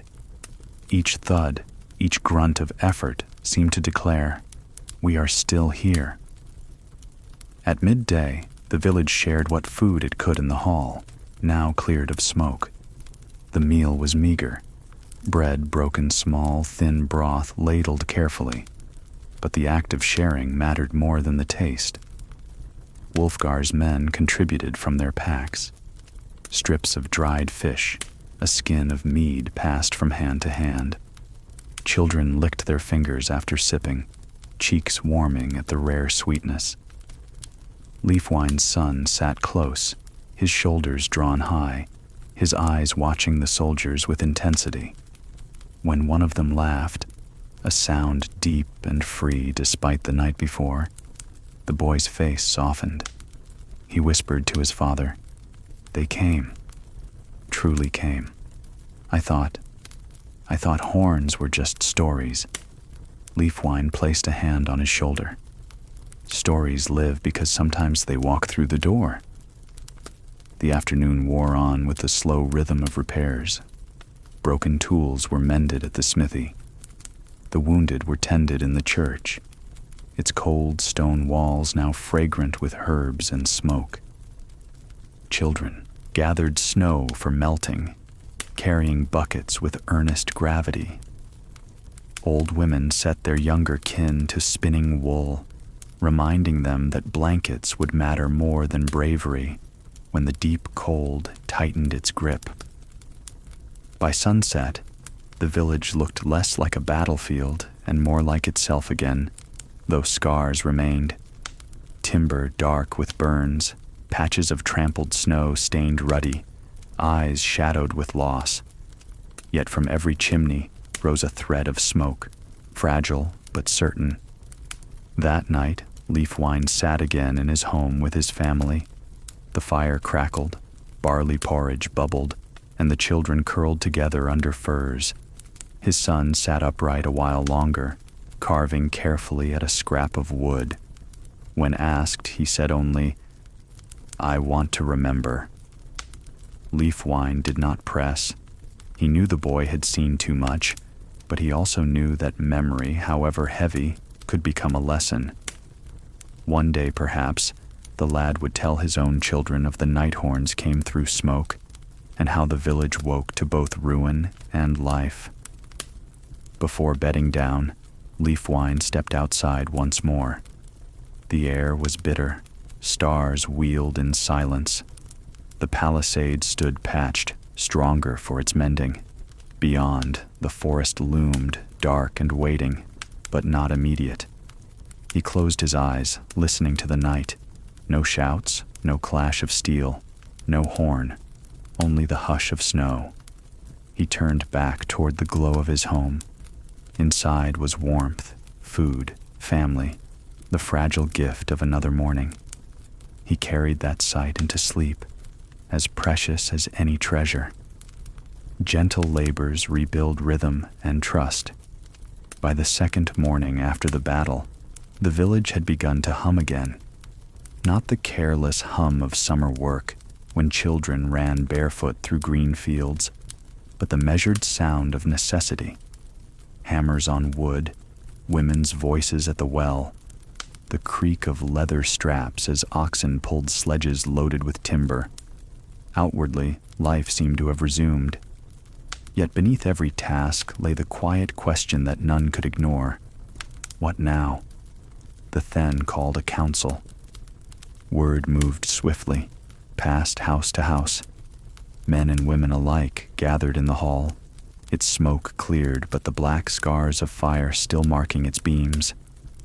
Torches burned steadily, casting light on faces lined with exhaustion. Wulfgar and his king's men took places at the high end, their armor polished crudely since the battle, dents still visible, bloodstains not yet fully washed away. They sat with the posture of men accustomed to command, but softened by the knowledge that they now shared hearth space with farmers, weavers, and children too weary to hide their yawns. Leafwine came with his wife and son, his daughters close at her side. He noted how many benches were filled with gaps where neighbors had sat days before. 6 gone, their names already spoken, their bodies waiting for the earth to thaw. The empty places were a louder grief than wailing. The Then rose. His voice, though firm, carried the weight of sleepless nights. We stand, though scarred. We live, though some have fallen. The raiders fled, but they will not forget us. So we must not forget what they left behind. Broken wall, wounded kin, food taken. He gestured to Wulfgar. The king's captain will speak. Wulfgar stood, broad shoulders catching the light. His gaze swept the room, not like a man surveying strangers, but like one who had seen these same faces in smoke and flame. The Danes will come again, he said without flourish. Not this week, not while their ships run north, but in time. You have shown them you can resist. That will not discourage them. It will only sharpen their hunger. They seek land. Winter raids mean they wish to stay, not merely steal. That means you must be ready for more than fire. You must be ready for seasons of them. A ripple of unease passed through the hall. Mothers pulled children tighter. Men frowned into their hands. But hear this as well, Wulfgar continued. The king does not abandon you. Patrols are raised. Supplies have been brought. My men will remain some days, to mend and to train, and others will guard nearby settlements. We cannot build your wall for you, nor grow your grain, but we will not let the north go dark without answer. He gestured to 2 of his soldiers, who laid out sacks and barrels, grain, salted pork, dried fish. The sight drew gasps. In winter, any food from beyond the village was treasure. Leafwine's wife whispered thanks under her breath. eyes shining with relief. The thing called for reports.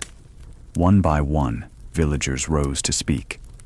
The smith, Serdic, noted how many tools had broken, how much iron must be reforged. The miller's widow spoke of grain stores checked and found mostly sound, though some barrels had been pried open and spoiled. Edgebert, with his steady voice, described which sections of the palisade needed bracing first.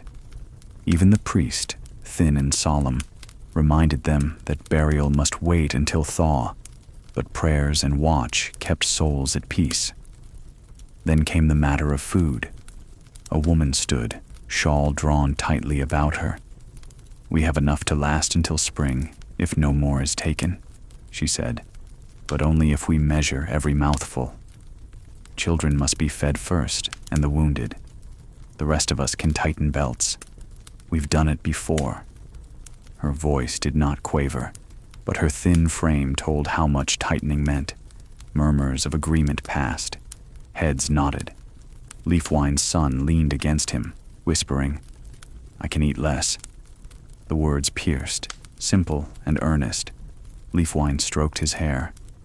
"We'll share what is needed," he murmured back. The Then recorded each store, each household's tally. He divided tasks with the clarity of a man who knew delay meant death. Men to fell trees for repair, women to spin cord for lashings, children old enough to fetch water and wood. Everyone had a place, everyone carried weight. After the council, villagers lingered in small clusters, trading quiet stories of the night just past, offering hands on shoulders, reminding one another that no house bore burden alone.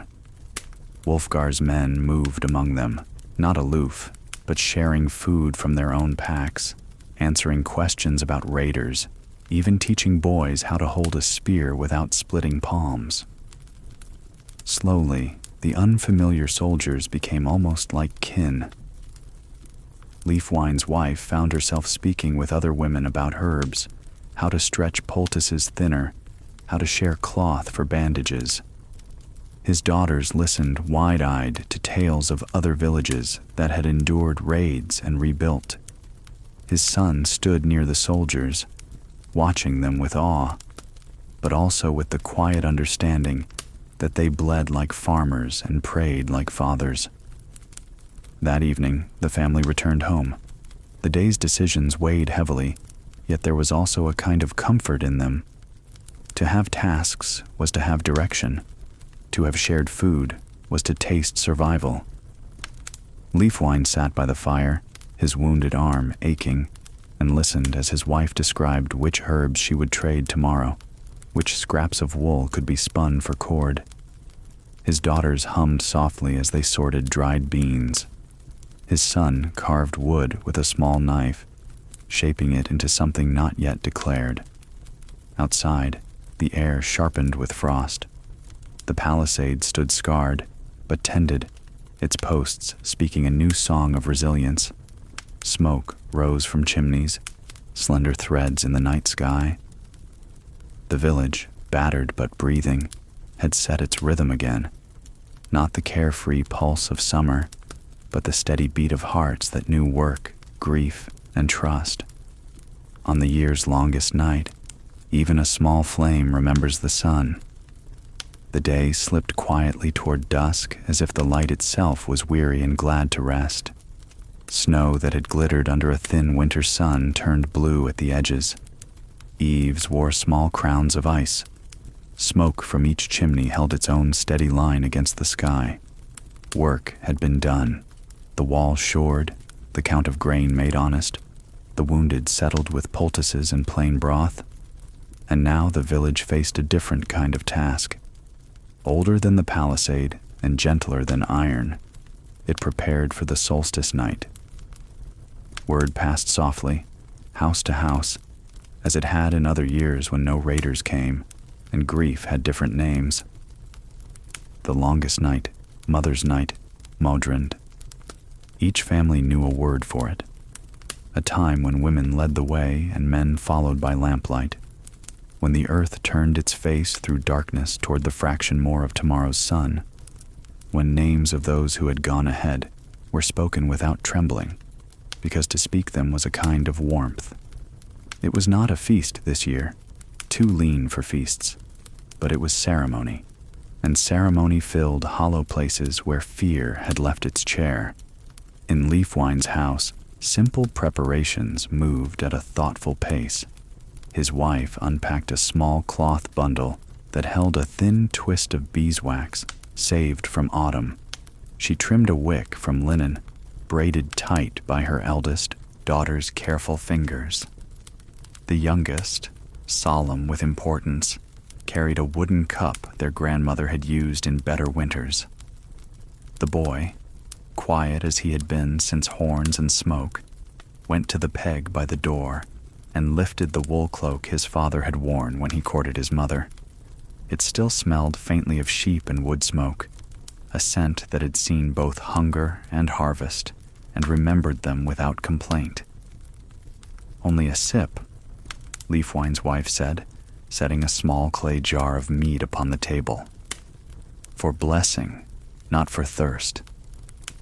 She cupped it in her hands a moment, eyes closed, and the room seemed to grow still enough to hear the faint hiss of snow settling on the roof. They stepped out into the evening together, mother leading the girls, the boy beside his father. The air was sharp, the kind that makes breath show itself plainly, as if to prove you are still here. The village wore a hush that was not fear and not relief, but something between, like the silence in a church before a name is spoken.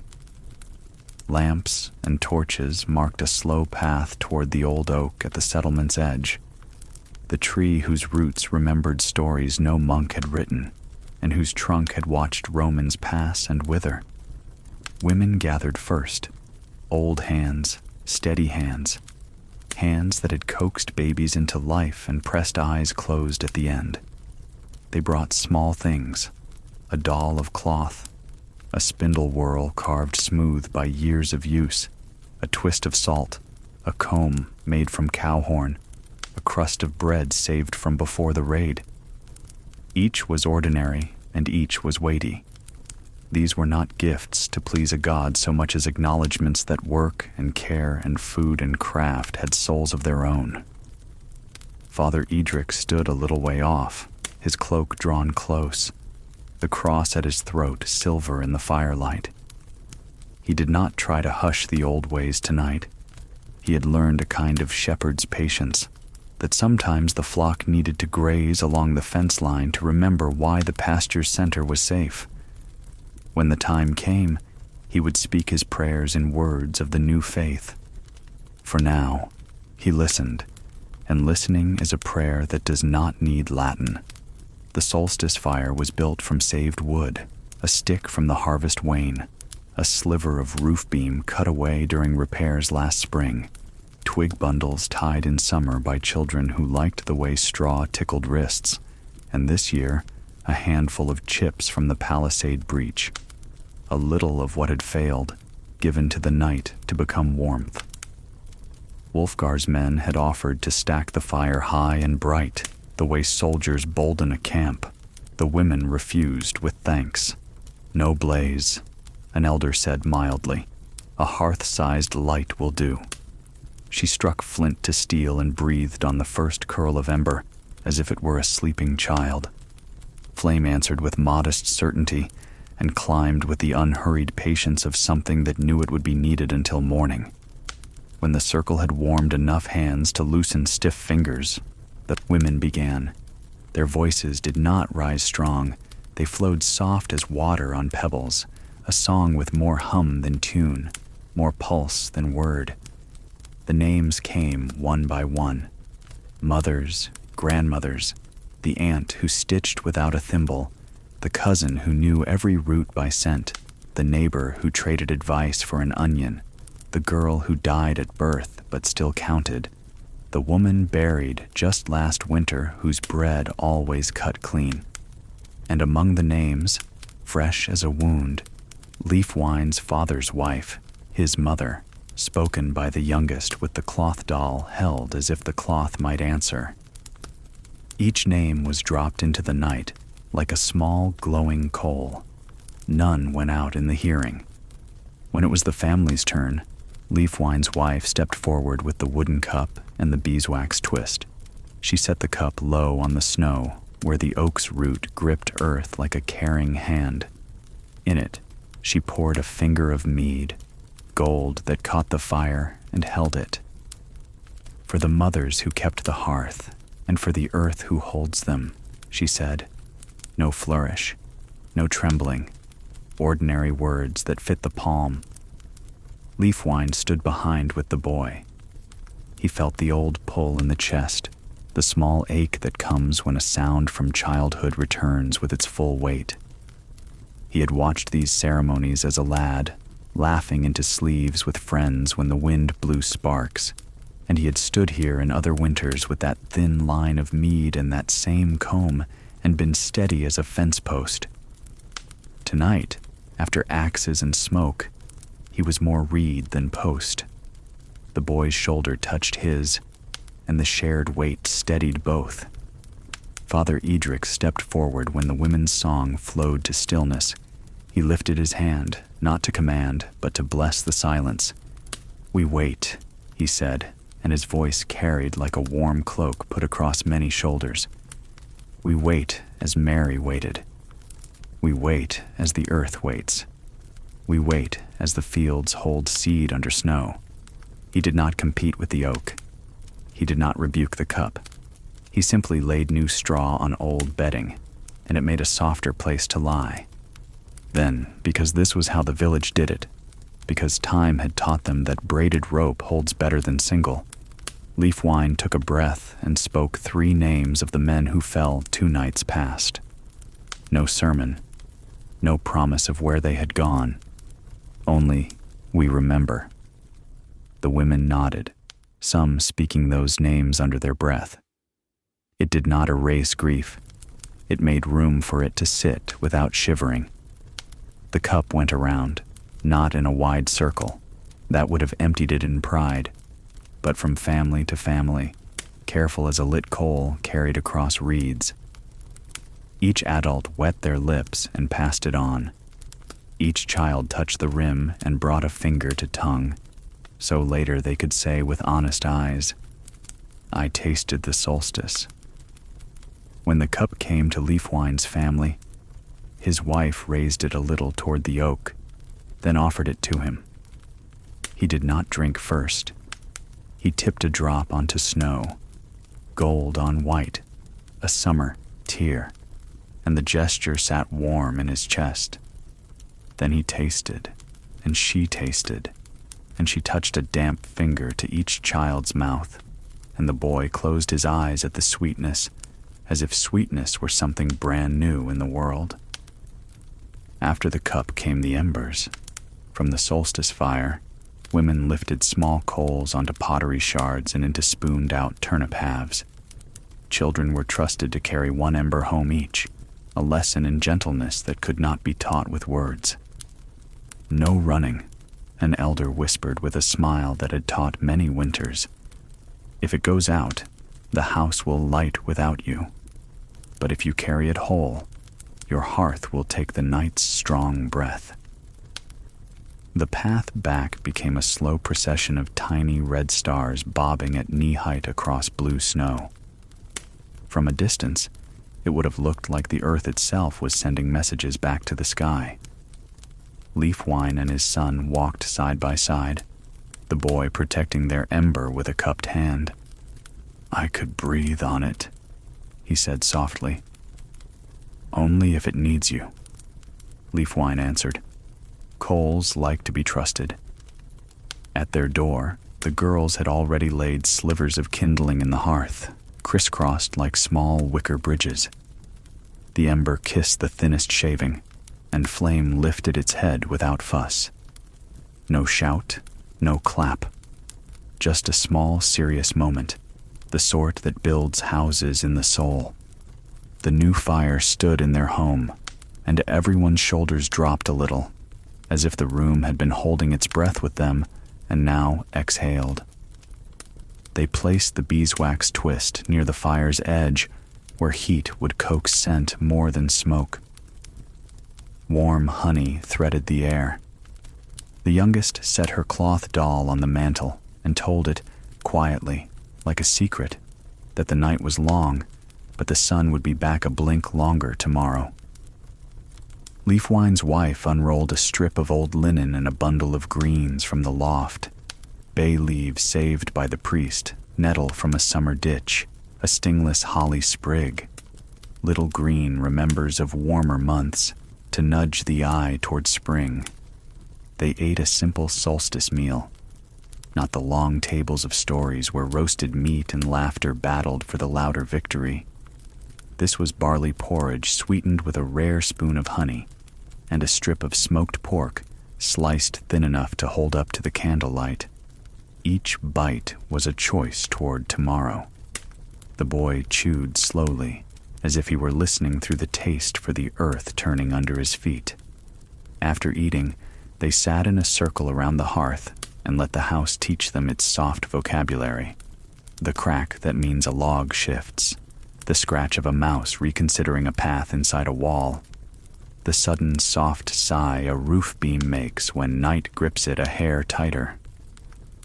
Leafwine told no story of bravado. He told instead of a winter when he was small, and the river turned to stone, and his mother laced straw into mats, so their feet would not shout at the cold. He looked at his daughter's hands, already clever at plaiting, and saw the quiet heroics that come in strips and knots and patience. When it seemed their voices had used up all the worry they held, the family folded into the sleeping platform. As on other nights, the children were in the middle where warmth is kept like a treasure. Leafwine and his wife took the edges, the gateposts of the bed. Before he lay down, he stepped outside for one more look at the night. It was as still as a breath held and not yet let go. Above the palisade's new braces, the oak stood a deeper black against a sky with more stars than any church window could hold.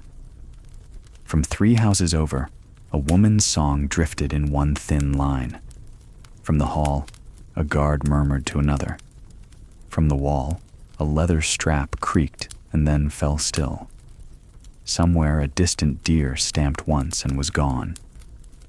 He shut the door quietly, and the latch gave its familiar answer. Back at the hearth, the flame made its small, convincing argument that tomorrow existed just beyond the windows. Leafwine stretched out beside his son, whose breath had already found the simple work of sleep. The boy's hand still smelled faintly of mead and ash. Leafwine put his own hand over it, not to hold, but to share warmth, and felt the steady pulse tapping its ancient beat. If the year had a heart, he thought, tonight was where it rested between one rhythm and the next. He did not pray in words so much as position his breath as if it were a prayer, slow, aligned with the fire's draw, matching the house's breathing. His wife shifted once, pulling the blanket just so under the children's chins.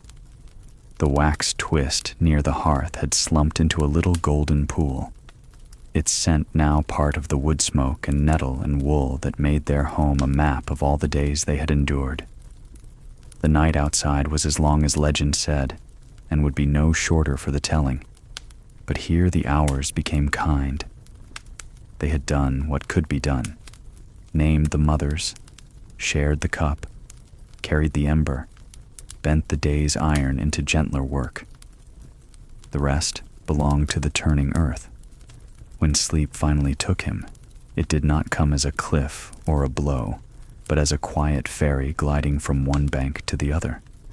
He dreamed, not of blades or horns, but of a thaw that would not arrive for weeks, and of a path through a wood where the snow admitted a green blade nowhere seen before.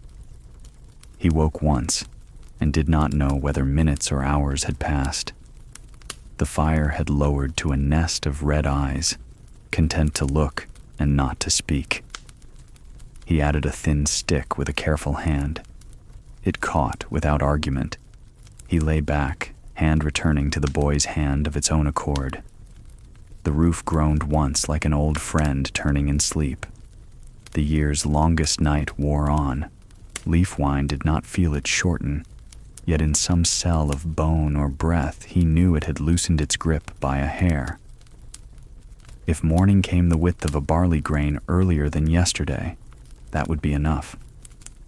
In a world where raiders had learned the path to their gate, where wolves still trod riverbanks and coughs loved winter lungs, a barley grain of light was no small mercy.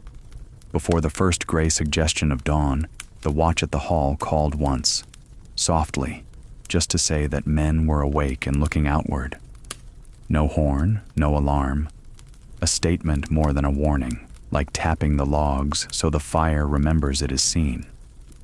The village answered with nothing more than the continuation of its sleep. That, too, is a kind of trust. When dawn finally did find the seam of the sky and began to work it open, stitch by stitch, the house was ready to greet it. Hearth warm, children tucked, the doll on the mantel watching, as if it had watched many solstices and could vouch for this one.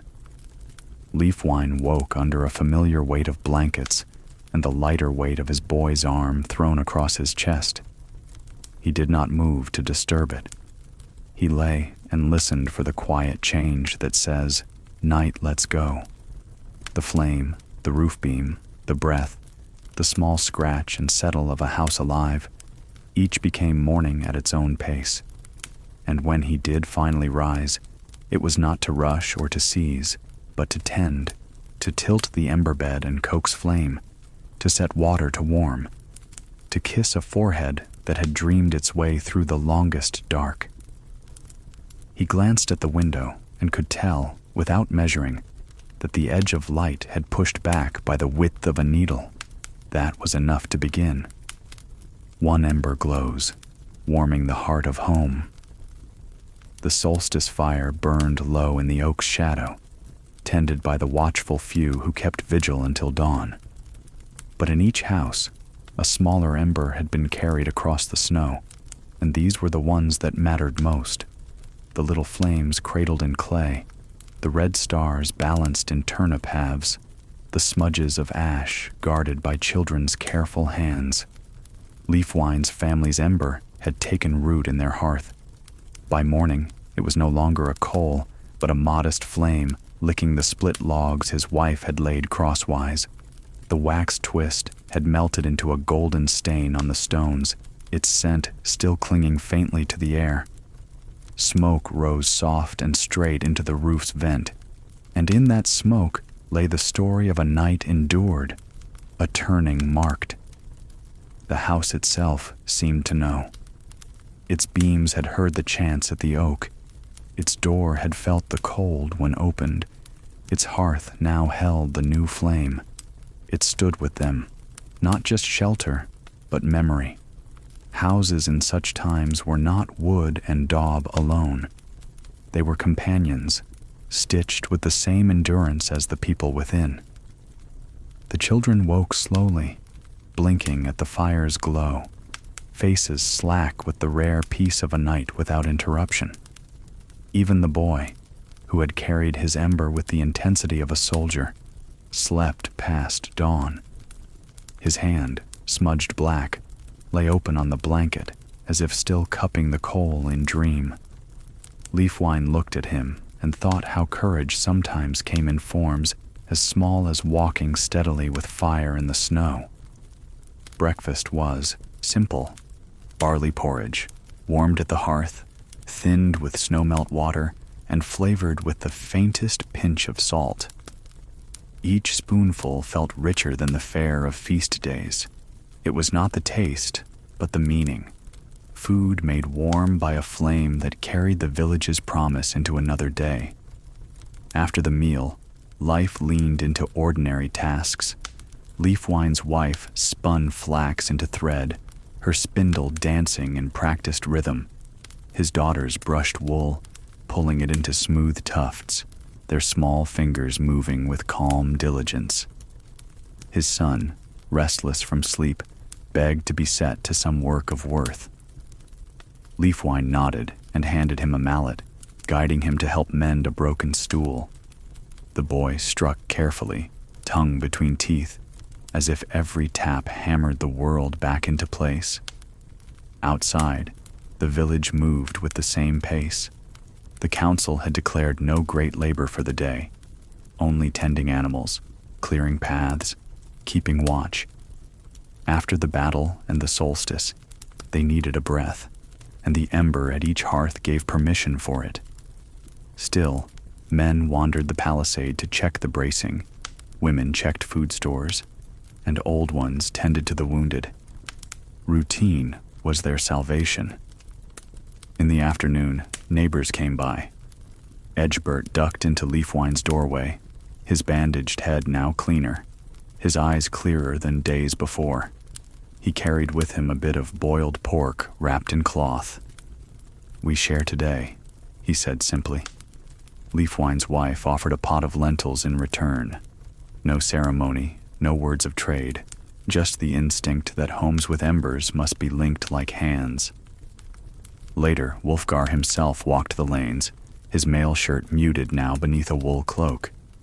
He stopped at each hearth, speaking quietly, his hand extended toward each fire, as though testing not its heat, but its presence. When he reached Leafwine's door, he nodded at the modest flame. "A strong ember," he said.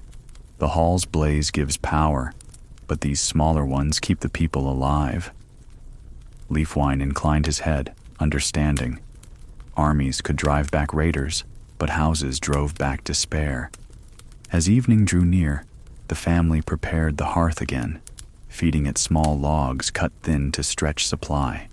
Firewood was precious, but so was warmth.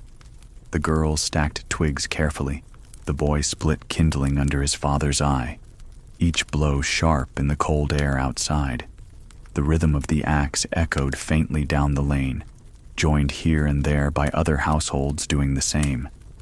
It was as if the village itself spoke through wood striking wood. "We endure, we endure, we endure."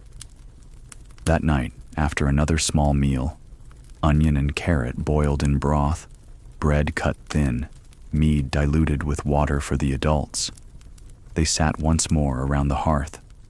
The youngest daughter fetched her doll from the mantel and placed it beside her, whispering to it about the day, how the fire had caught, how the porridge had tasted sweet, how the stool had been mended. To her, the doll was a vessel for every ancestor she had not known. Leafwine watched her lips move and thought how faith in any form was simply trust placed in what the eye could not prove. His wife, her hands still busy with wool, paused now and then to touch her shoulder to his. The gesture said, "We are still here." He answered by shifting slightly, letting his warmth cover her arm. Such were the vows that kept marriages alive, quiet promises made not in churches, but by the fire's red light. As the children drifted toward slumber, Leafwine leaned back, letting his gaze rest on the flames. He remembered the boy's whisper during the raid. "I was helping." At the time it had chilled him, a reminder of how close they had come to loss. Now, it returned differently. The child's dash across danger had carried spears to the wall. Tonight, his steady hand had carried an ember to the hearth. Both acts bore risk. Both bore meaning. Perhaps this was how a son became a man. One perilous step, then another, stitched by the fire of home. Outside, the guards called softly to one another. Wolves howled once in the distance, their cry answered by the ringing clang of a pot struck on a wall. No beast dared come closer. The village slept under the twin guard of men and fire. Leafwine closed his eyes, breathing the warmth, listening to the slow sigh of logs. He thought of the oak's great blaze, tended still in the snow, and of this smaller hearth flame beside him. Both belonged to the same story. both said the same thing in different voices. That light, however small, was stronger than night. Winter whispers that even the coldest night bends toward spring. The last of the solstice candles had guttered, leaving faint honey stains on mantels and tables. Ashes from the oak's fire lay covered by snow, their glow fading into memory. Yet within every house, hearth flames breathed on, steady as heartbeats. These were the embers that carried the promise, not of great battles or sudden triumphs, but of days endured, one after another, until the tilt of the earth returned warmth to the soil. Leafwine's family lived by that rhythm now. Morning meant the soft scrape of his wife arranging the fire, the rustle of children tugging cloaks about shoulders, the sigh of snow sliding from the roof as the sun found it. Day meant labor without complaint, patching palisade gaps, tending animals, checking food stores with cautious eyes. Evening meant the hearth, the circle of faces, and stories spoken not to stir hearts, but to soothe them into sleep. The village itself moved with new unity. Wulfgar's men remained a handful of days more, their presence both comfort and gentle instruction. They showed farmers how to cut firing slits into the palisade, how to set stones against the base to blunt fire, how to station watches without wearing men thin. They did not bark orders. They explained, then worked side by side. Children followed them, wide-eyed, and men who had once seen soldiers only as distant figures now clasped arms with them as kin. When at last they rode on to the next settlement, they left behind not only supplies, but a sense that the village belonged to something larger than itself. But the greater work belonged to the villagers. In the shadow of loss, they found a new patience. Women spun thread finer than before, as if knowing rope must bind tighter when tested. Men cut wood with care, each log stacked as though it might be the very one to hold back cold on a bitter night. Children carried small bundles with solemn pride, their play changed into service, yet not bitter. Even laughter returned, soft at first in the rhythm of chores, then freer, until it rang again across snowy yards like a bell that had been waiting for its clapper. Leafwine's father had been laid to rest just before the raid. His grave, covered by frozen earth, became a place where the family paused each day, a marker of memory and endurance. Leafwine would place his palm on the mound, the boy would straighten stones around its edge, and the girls would whisper greetings as if the old man still stood ready with counsel. Death had not removed him. It had simply changed the way he walked among them. Nights lengthened still, but now they felt different. Instead of fear, they carried routine. Instead of smoke choking lungs, there was wood smoke in the rafters, warm and honest. Leafwine sat often by the fire with his son, carving small shapes from wood, a horse, a spindle, a little sword no longer than a handspan. The boy's skill grew, and each carving found a place on the mantel. They were not toys so much as reminders, tokens of nights faced and survived. One evening, as frost silvered the window slats, the boy asked in a whisper, "Father, will they come back?" His eyes did not look afraid, only searching. Leafwine put down the carving and laid a hand on his shoulder. "Perhaps," he said gently, "but we will be ready. And even if they do, the sun will come back all the same." The boy nodded, content with the honesty. In their world, certainty was scarce, but promises of return, of day, of light, of spring, were the truest wealth. The solstice had passed, but the memory of it lingered. Each morning, the sun rose a breath earlier, a hair higher.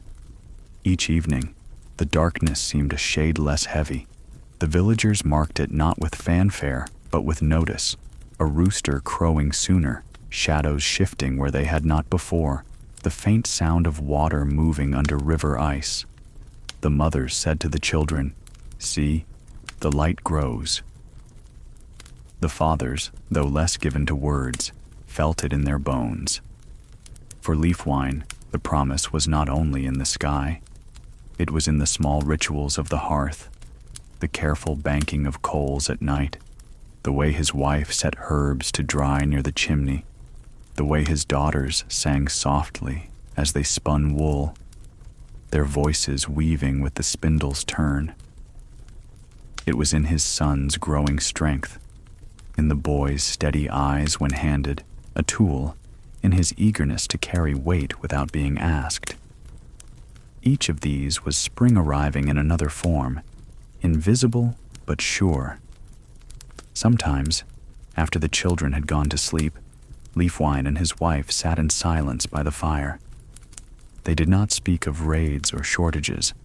They let the quiet stretch, listening to the crackle, feeling the heat seep into weary bones.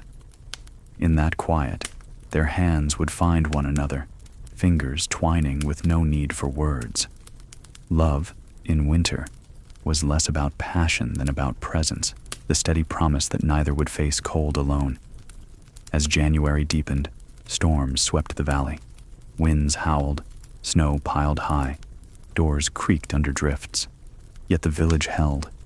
Fires burned, walls stood, and voices prayed both to saints and to the unseen mothers under the oak. Hardship did not vanish. It never did. But the people met it with the stubborn gentleness born of shared nights. At last, one dawn, a robin appeared on the bare branch near the palisade. Its breast was a small red flame against the snow. Children pointed, laughing, as if it were a herald. Women smiled at one another knowingly. Men lifted their eyes skyward. It was not spring, not yet, but it was promise. A promise carried in feathers and song, in embers and breath, in every small act of survival. That evening, Leafwine knelt by the hearth as his son laid the last stick of the day's wood onto the fire. The flames caught quickly, golden against the dim. He rested a hand on the boy's back and said, "See how it rises? That is how tomorrow comes, slow, certain, needing only care." The boy nodded, watching intently, and for a moment, Leafwine saw not the child who had nearly fallen under raiders' spears, but the young man he was becoming. The house breathed with them, the roof creaked, the hearth whispered, the fire sighed. Outside, stars burned bright in the clean night air. Wolves prowled still, hunger gnawed still, raiders dreamed still across the sea. Yet inside, there was warmth enough, food enough, love enough. And that was winter's truest promise.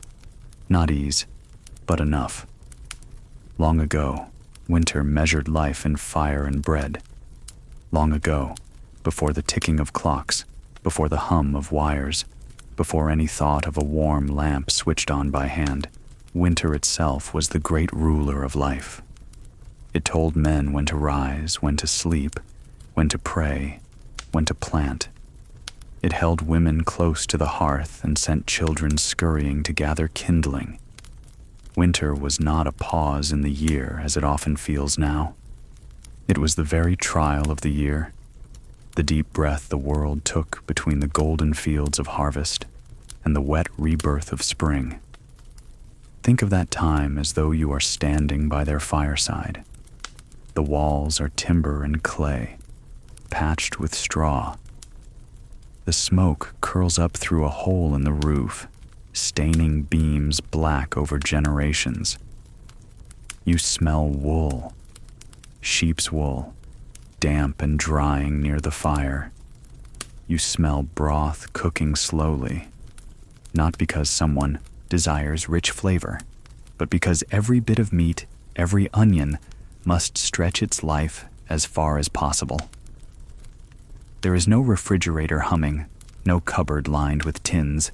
There is only a clay pot, a small chest of grain, a sack of peas. Each item is not a convenience. It is the thread holding life in place. In such winters, the rhythm of days was patient and narrow. Men cut wood over and over until hands bled. They patched walls against drafts that could freeze a baby in a single night. Women spun thread without stopping, the spindle twirling until shoulders ached, because thread meant cloth, and cloth meant warmth.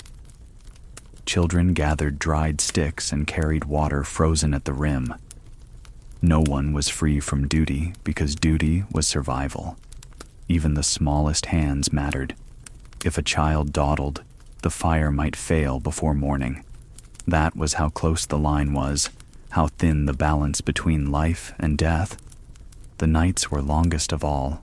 A cough in the dark, heard across a crowded sleeping bench, could spread through the household like a shadow. They had herbs, yes, sage, thyme, honey, mint, but no cure as we know it now. A fever was not an inconvenience. It was a fear. A wound from a tool could fester until death claimed it. And so they prayed, in words both Christian and older still, not for riches but for health, for warmth, for survival until thaw. Outside, wolves prowled. Raiders came in certain seasons, though sometimes, as in Leafwine's story, they came in the deep winter itself. Imagine bracing a wall of logs and hearing axes thud, not as tools, but as weapons against your home. Imagine clutching your child to your chest while smoke slipped under the door. Winter was not gentle. It asked of each soul, "Will you endure?" And endurance meant nothing grander than waking to another dawn with family still breathing. And yet, in all this harshness, there was tenderness too. Around the hearth, families told stories. They whispered names of those who had passed, calling on their protection. They sang lullabies so children might forget hunger long enough to sleep. A father would lay his hand on his son's shoulder, teaching by touch as much as by word. A mother would press a kiss to her daughter's brow, knowing full well that tomorrow might hold fever or frost. Love was the same then as it is now, perhaps sharper because it was pressed against the edge of danger. Rituals grew from this soil of hardship. The solstice, when night was longest, became a turning, a promise that light would return. They carried embers from communal fires into their homes, believing that carrying flame was carrying hope itself. They named their mothers and grandmothers, believing that memory was protection. They sipped a drop of mead, not to drink deeply, but to remind themselves that sweetness still existed, even in lean times. These rituals were not luxuries. They were lifelines, the threads by which a people held fast through the endless dark. It is easy, from the warmth of today, to look back and think of such lives as distant, perhaps primitive. But to them, their world was complete. The stars above were their calendar. The fire was their clock. The stories told at night were their books. The sound of oxen's breath in the barn was their insurance that spring planting would come. They did not think themselves deprived. They thought themselves blessed if the granary was full, if the children were healthy, if the wolves kept their distance. Blessing was measured not in abundance but in enough. Pause and imagine. You wake to frost on the rafters, your breath a cloud in the air. You rise and strike flint to steel, hoping the spark catches quickly. You stir ashes, coaxing an ember back into flame. The family stirs, children whispering, wife coughing softly, the dog stretching near the door. Outside, the world is white and silent. Inside, life hangs on the thread of that small fire. You do not think of holidays, of presents, of lights strung across windows. You think of barley porridge, of whether the broth will last until evening, of whether your neighbor's wall will hold. This was winter. This was life. And so, as we look back across these centuries, We see not only their hardship, but their humanity. We see how fear and hope braided together, how grief and gratitude shared the same hearth. We see a people who bent but did not break, who kept faith not only in God above, but in the small flame before them.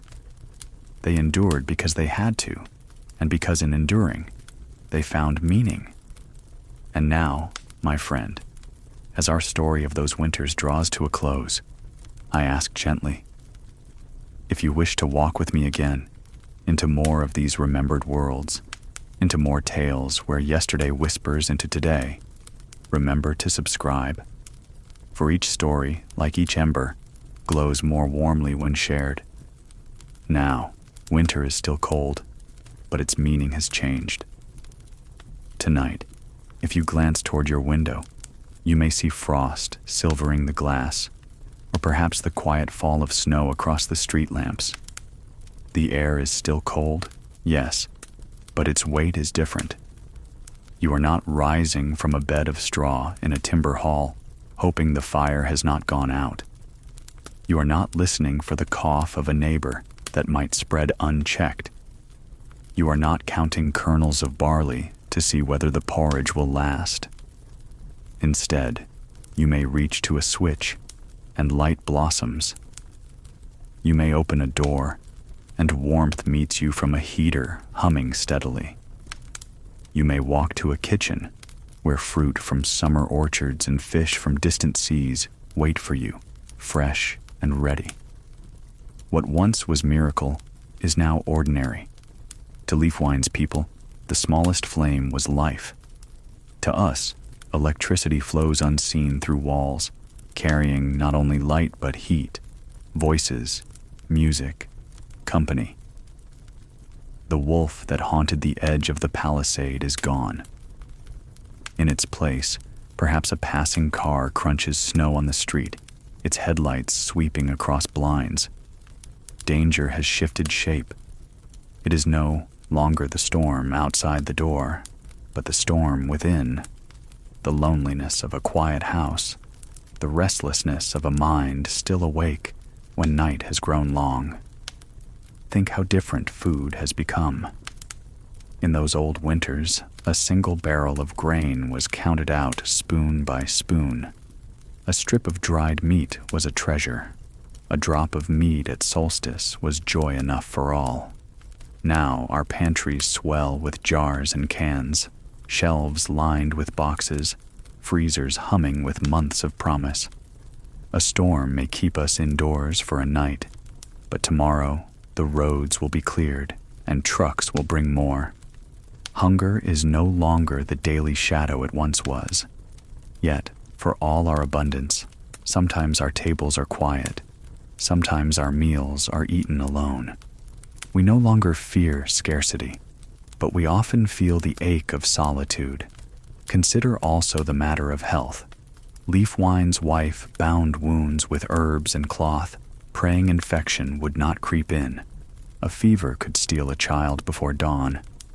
Now we have doctors a call away, hospitals glowing with steady light, medicines lined in careful rows. A wound is washed, stitched, healed. A fever is calmed with tablets. Death is no longer at the doorstep each time we cough. And yet, fear has not vanished. It has only changed its mask. We fear diagnosis. We fear aging. We fear the silence of rooms where laughter once lived. The raiders are gone, but the nights are still long. And what of labor? Once, every hand worked from dawn to dusk, spinning, chopping, hauling, patching. Rest was not a choice. It was stolen only in sleep. Today, much of our work is eased by machines, by networks, by systems built across centuries. Yet we fill our hours still, rushing between tasks, our minds buzzing as if chased by wolves unseen. We are safer, yes, but rarely still. The hearth has been replaced by screens, the spindle by keyboards, the watch by notifications. And in that brightness, we sometimes forget the simple gift of sitting in quiet, of listening to wood crackle, of breathing slow in the dark. So the winters have changed. Once, families huddled close out of necessity. Now, many sit in separate rooms, each with their own glow. Once, stories were told aloud because no books or screens existed.